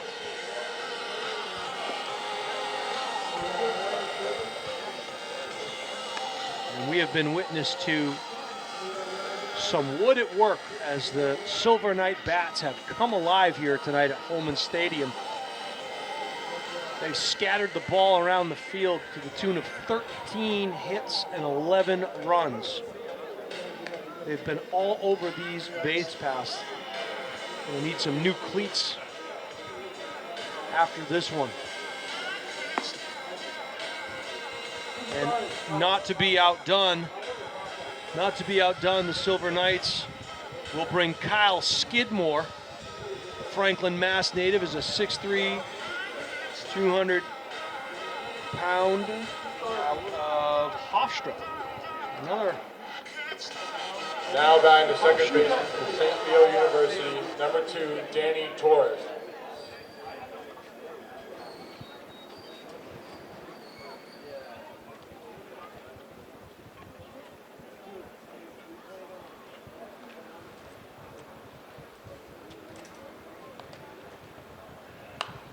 The lefty fires back, and that ball fouled over our heads here.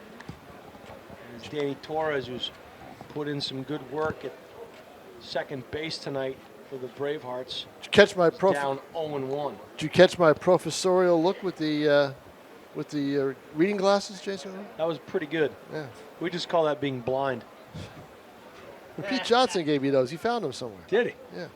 Pete finds everything. So he's using cheaters. Jim called them cheaters. Yeah, that's true. Yeah. Readers, cheaters. And so he uses that on top of his contract? That's probably correct. He wears them down on the bridge of his nose. Probably, right? Yes. Along with your contacts, John? Yes. All right, Skidmore now, the big lefty. Got to wear the contacts in the hot weather. 1-1 delivers, and a good pitch there. I didn't. Senior from Hofstra. I didn't. Not that anybody cares, but I didn't wear them for almost 2 months because I didn't. I wasn't going anywhere. So just put the glasses on and get up, roll out of bed, put the glasses on. I'm good to go. Yeah.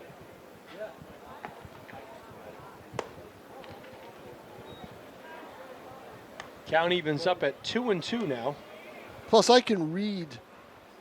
Taking the glasses off, I can read with no glasses or contacts. I can read much better that way.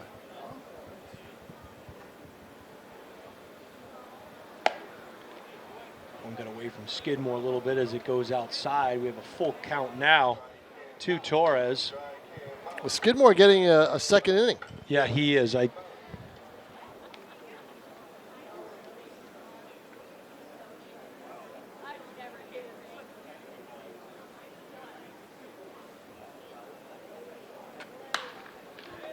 the inside part of the bat. Might fall, going to be called off there by the right fielder. Good communication out there in the outfield. Yeah, and I'll tell you what, Jason, for an outfielder that's playing in this stadium, these kids, you and I, we see a lot of high school action, right? I mean, and we see kids play here in the stadium, and they have trouble with the outfield because they haven't played here a lot. Right.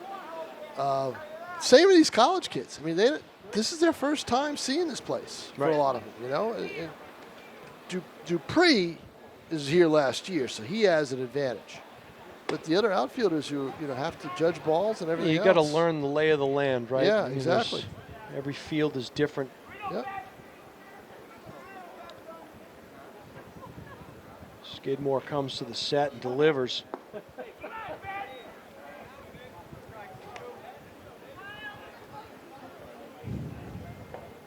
Hofstra product is behind 2-0.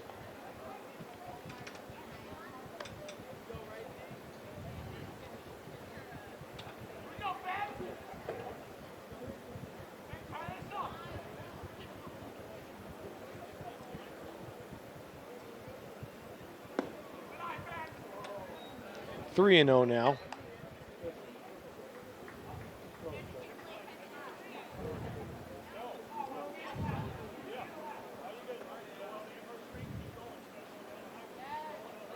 Ben Rice, the catcher, has been busy tonight behind the plate.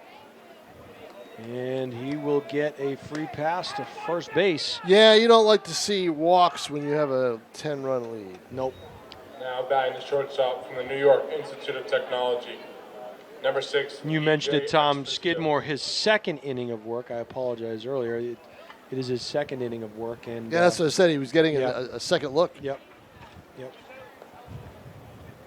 But he's durable. He pitched here last year. 6'3", 200-pounder. And that pitch is framed nicely there. Called strike. Good job by Jarvis there. It is still Jarvis, correct? He stayed in the game? I believe. Yeah, he did. Yep. He did. There's Yep. a 4 on that Yep. number. That pitch is inside. Evens the count up at 1-1.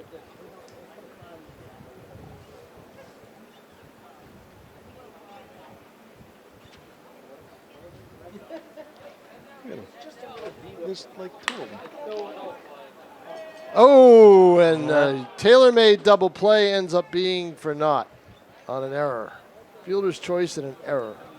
So, could have been out of the inning there. College, number 7, Aiden Wild. And instead, the adventure continues.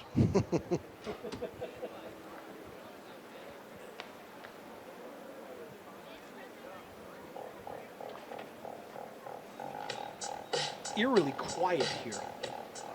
Well, 11-1 has something to do with it. Plus, it's a hot night. It's a hot night. Yeah, no doubt. And people are just relaxing watching the game. Yeah. Because they can't see this. Oh, they can see it at home if they're watching ETV. Sure. But they haven't seen it on any other thing. They can't watch live baseball anywhere else. Aiden Wild, and that'll be the case for another 10 or 15 days. Takes a big cut, swing and a miss. Those are going to be strange games to watch. Yeah. With no fans in the stadium. Yeah, no doubt. NFL team, Tom, we're going to have it or no? Oh, boy. Again, football, that's the one sport that you really worry about. They may have him at third. They have him. He double clutched it. And a good play there, I will say, by the third baseman, Vieira, because that gets by him. That's going to play to run. And it looked like Jarvis double pumped on that throw down to third. Runners now at second and third for the Bravehearts. 1 down for Aiden Wild, the Milford, Mass native out of Stonehill. And that pitch is inside. See, I'm not worried about the fans so much because I think in those stadiums you could put 10,000 people. Yeah. In a 60,000, 10 to 15,000 in a 60,000 seat place. Sure. You know, it's comparable to what you're doing here. You know, all these groups spread out. I'm worried about the players. You know, I don't see how that's going to work. Right. Again, contact. You know, as I said, at any level, contact sport. It's the ultimate contact sport, and we are in the ultimate non-contact environment. Boy, isn't that true?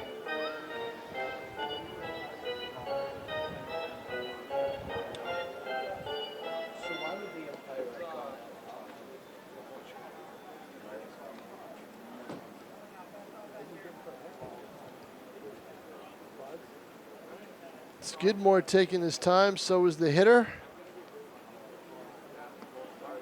11-1. Nashua leads, 13 hits, 1 error, 1 run, 4 hits, 1 error for Worcester. Skidmore will take a step off the rubber, back on it now. Taking a lot to get this next pitch. It is.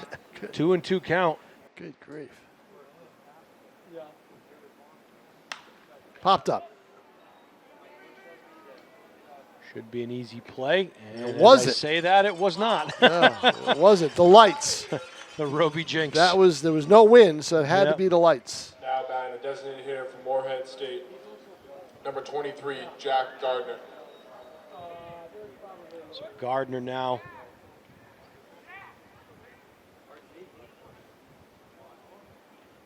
Step in the box.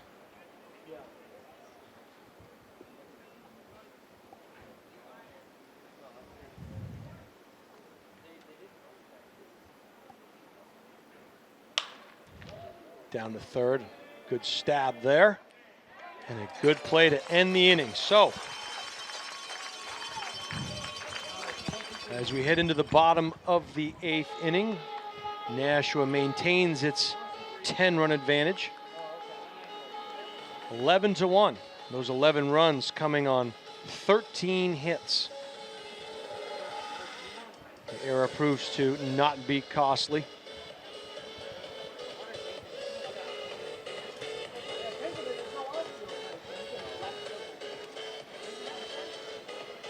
appears that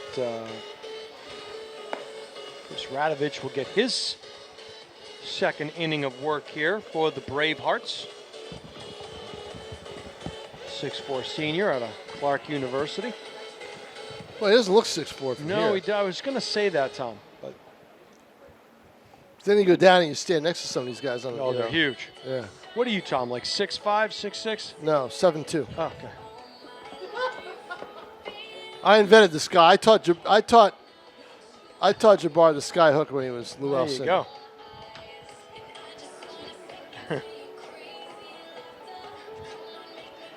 Yes, my friends, it is the bottom of the 8th here. I do tower over John Collins. Literally and figuratively.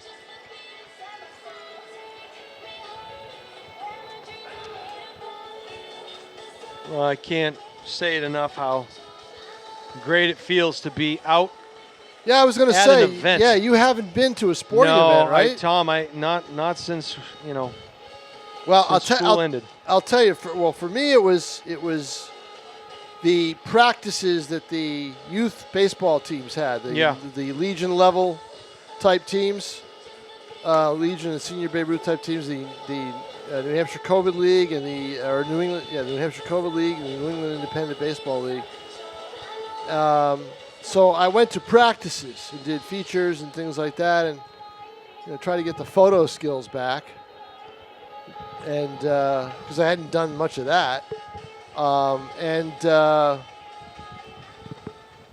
then they started playing games. Yeah. And so that was it was fun to be at an actual athletic contest. Probably the first action type photos I took were golfers when they reopened the courses back in early May. You take it for granted sometimes that there's always going to be stuff there. I mean, telling you, they were thrilled to be out there. And talking to the New Hampshire Golf Association people, they said the sport's never been more popular because it was the only thing you could do. You could do, right.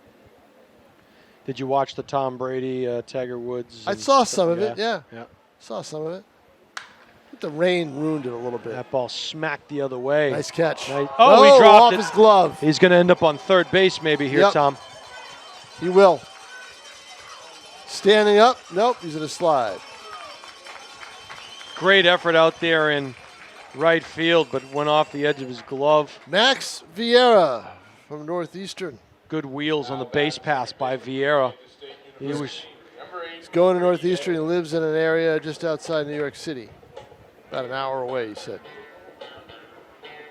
Hour away from Northeastern? Greenwood Lake. I was going to... From New York City. Oh, I was going to say, I don't think Northeastern's an hour away from New York City. No, he lives an hour away from New York City. Gotcha.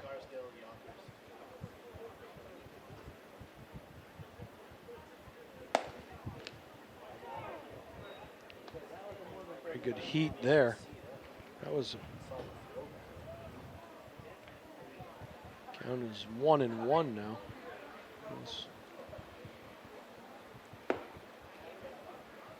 Ball outside. 2-1. Unless it's 1-1, which I think it is. There we go. I knew I didn't miss a pitch. It's easy to miss. Swing and a miss. Speaking of missing, 1-2 now. A healthy cut there by Brady Day, second baseman for the Silver Knights.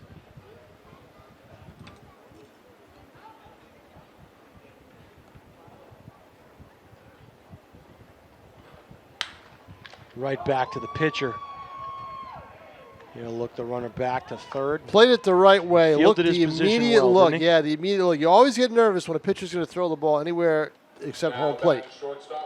And he did a great job of basically looking the runner back quickly and shortening his throwing distance by running towards first base. I think that's always a good move for a pitcher to do.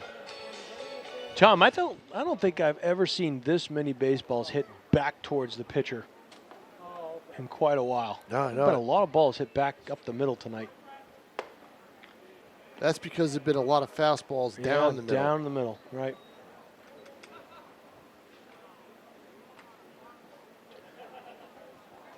Runner on third is Vieira. Pitch is roped, and that's going to fall foul. And one hop the fence out there in left field. Healthy cut there.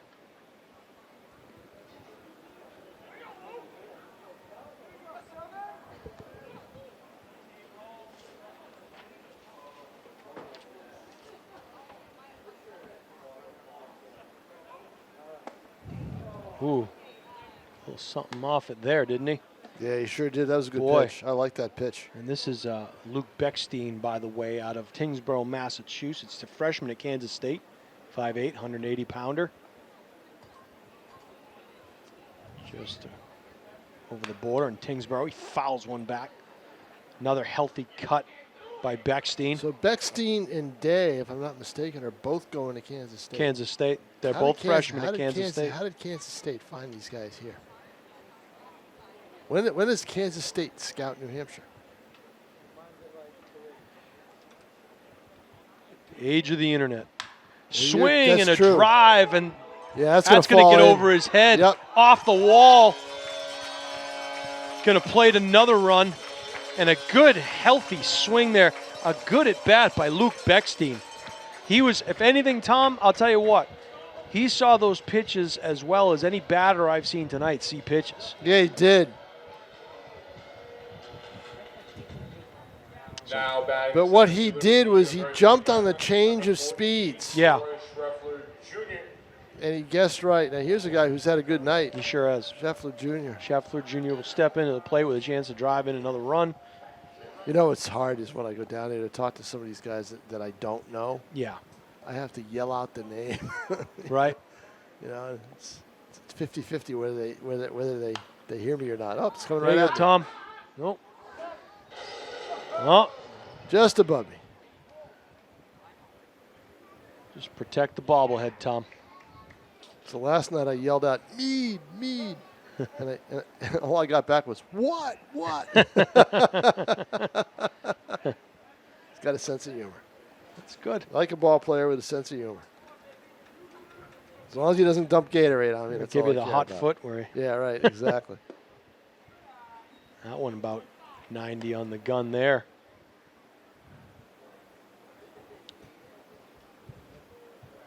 Pretty good velocity from both pitching staffs tonight.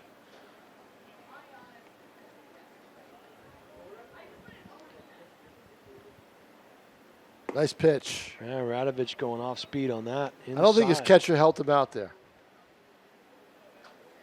I think his catcher, if he had stayed with it rather than cupping it, if he had caught it out front, could have framed it. He backed up on it a little bit. So you framed that. Yeah, he framed that one. Well, Right. his body position and his glove position were two different places, you know. Radovich now evens things up at 2-2. One down here in the bottom of the 8th inning. One run across so far. Silver Knights with 15 hits. Fights that one off. 12 runs on 15 hits. Wow.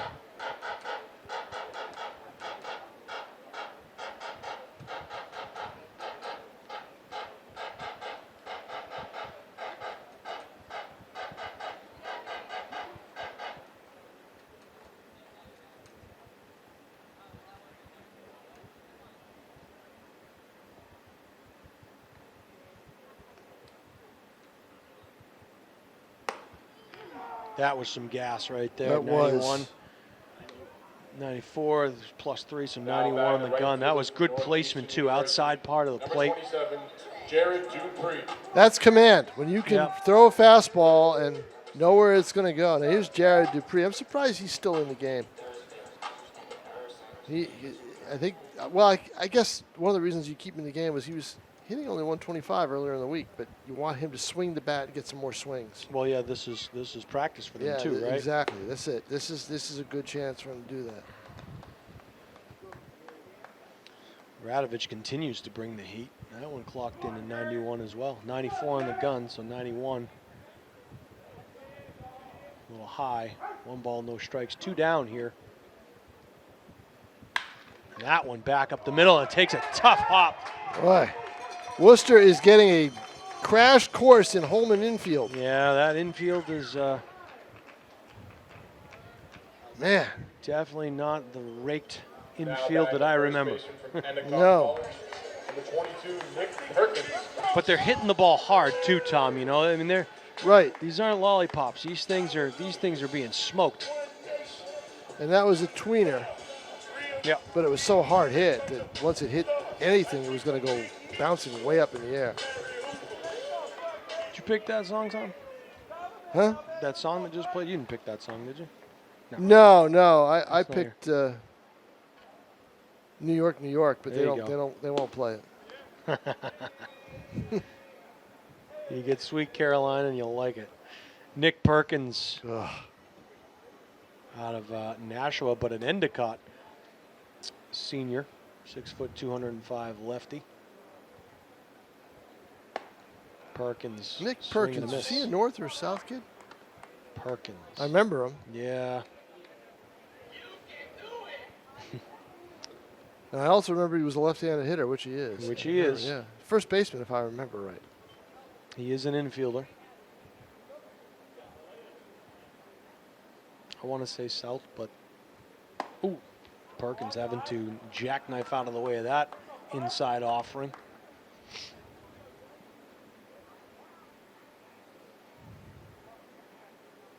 We'll see if he goes back outside with this next pitch. 2 balls and a strike now to Perkins. Oh, high and tight. 3-1. Yeah.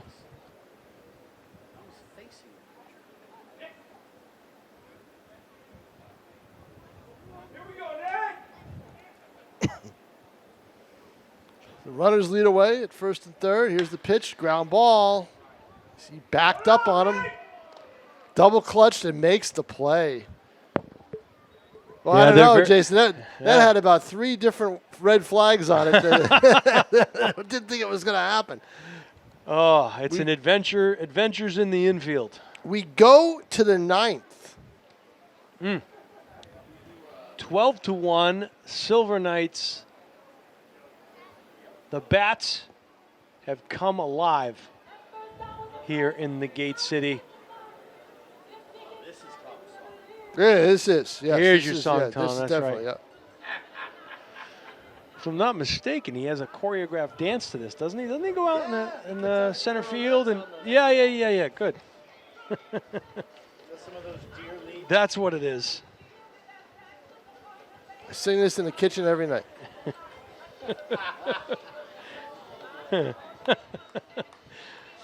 With a wooden spoon and an apron, right, Tom? You got it. There you go. There we go.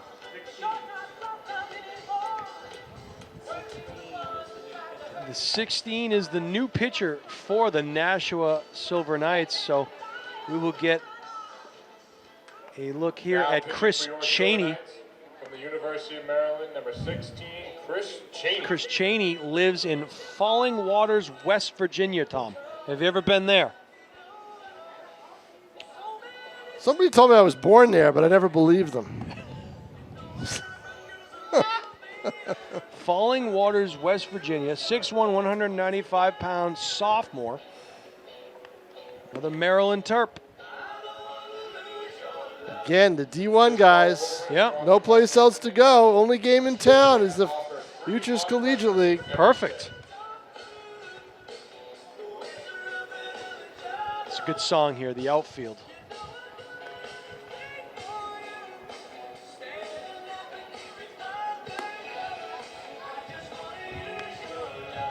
You all know the words at home. Let's sing it.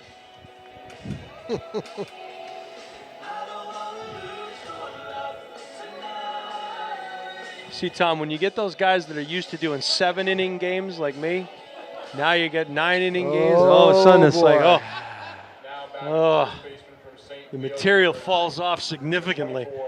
Should have been here last night. The material was done by 10.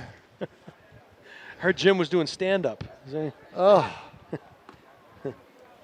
No, I was just alone. I wasn't doing a game or broadcast. Oh, I was just sitting here alone in the booth, and I was like, what do I do now? This thing's going to take forever. Because I don't bring my laptop here. I'll just do it at home. Sure. That was a mistake last night. Cumulus now head 1-0, now 2-0.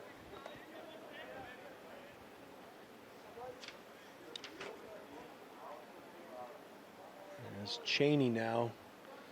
Rears back and fires. 87 on the gun, so 84 mile an hour.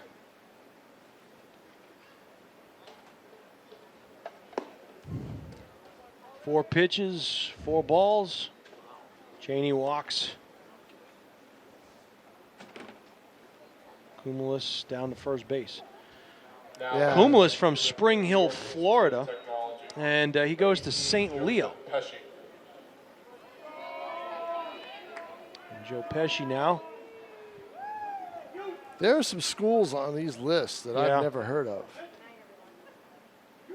Pesci takes a mighty cut. That was a good pitch, too. It was a good pitch. Again, that's command, being able to throw hard, but even to throw hard in the zone. Well, he's not in the 90s, but you're right. His placement was it was a dart. Impeccable. It was a dart. Yeah. He steps off. He wants to talk it over. Yeah.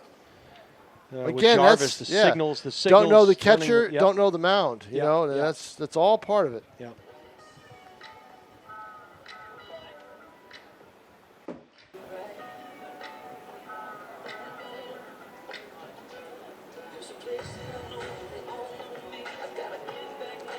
We are in the 9th inning here, folks. We've got no one out, man at first, in a 12-1 ball game. The Silver Knights, again, 3rd straight night in a row. They are in double digits in runs and hits, and comfortably. They weren't comfortably ahead in North Shore. They won, Brockton. They won that 10-6, but they did have a 7-1 lead at one point. And that one's going to hang up there. Should be a play, and it is. Out, yeah. If that's still Dupree, that's, again, knowing right field as he did being here last year. He has a real good command, Tom. And he is. Go ahead. I saw a ball hit. I don't know if you were here yet. It was in the right center gap. And normally you yield to the center fielder, and it was Dupree's all the way. He ended up making the play. Yeah. He's a baseball. He's a baseball player. Yeah. He's got a possible future, I think. To see. Oh, that is laced, and it goes off the lip of the grass towards the outfield. Again, even the grass area is hard. Yeah, it's hard. You hit a ball on the ground here, it's going to go places. And it's just a matter of being able to get used to the infield, which Nashua is getting there, and Worcester not.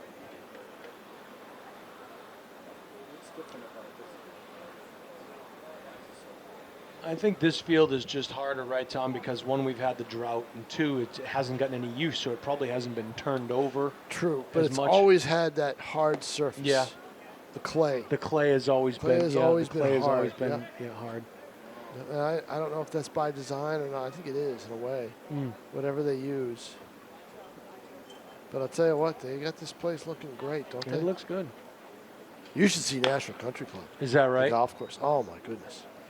Well, I mean, so when there was a drought, there was 500 some odd thousand gallons of water, something like that. I heard was used. Are you kidding me? No, a ton of water used to keep it plush, because you're hosting the premier golf event in New Hampshire. Yeah. You know. Do they have to get permission for something like that during a drought? Or I don't know. I know Nashua didn't have they weren't water, as bad. They didn't have a limit. But I mean. And I don't know if they draw from private source or not. That could be too. Could be too. But they had a ton of water used. That ball coming back this way. And Tom King. Nope. Somebody below me though. Yep. If I had a butterfly net, I might have been. If I had my pool skimmer, Tom, sign that ball for him. Offer to sign the ball. If I had the pool skimmer, I would have done. You would have got the. Yeah, good call. 2 balls, 2 strikes, 1 out now.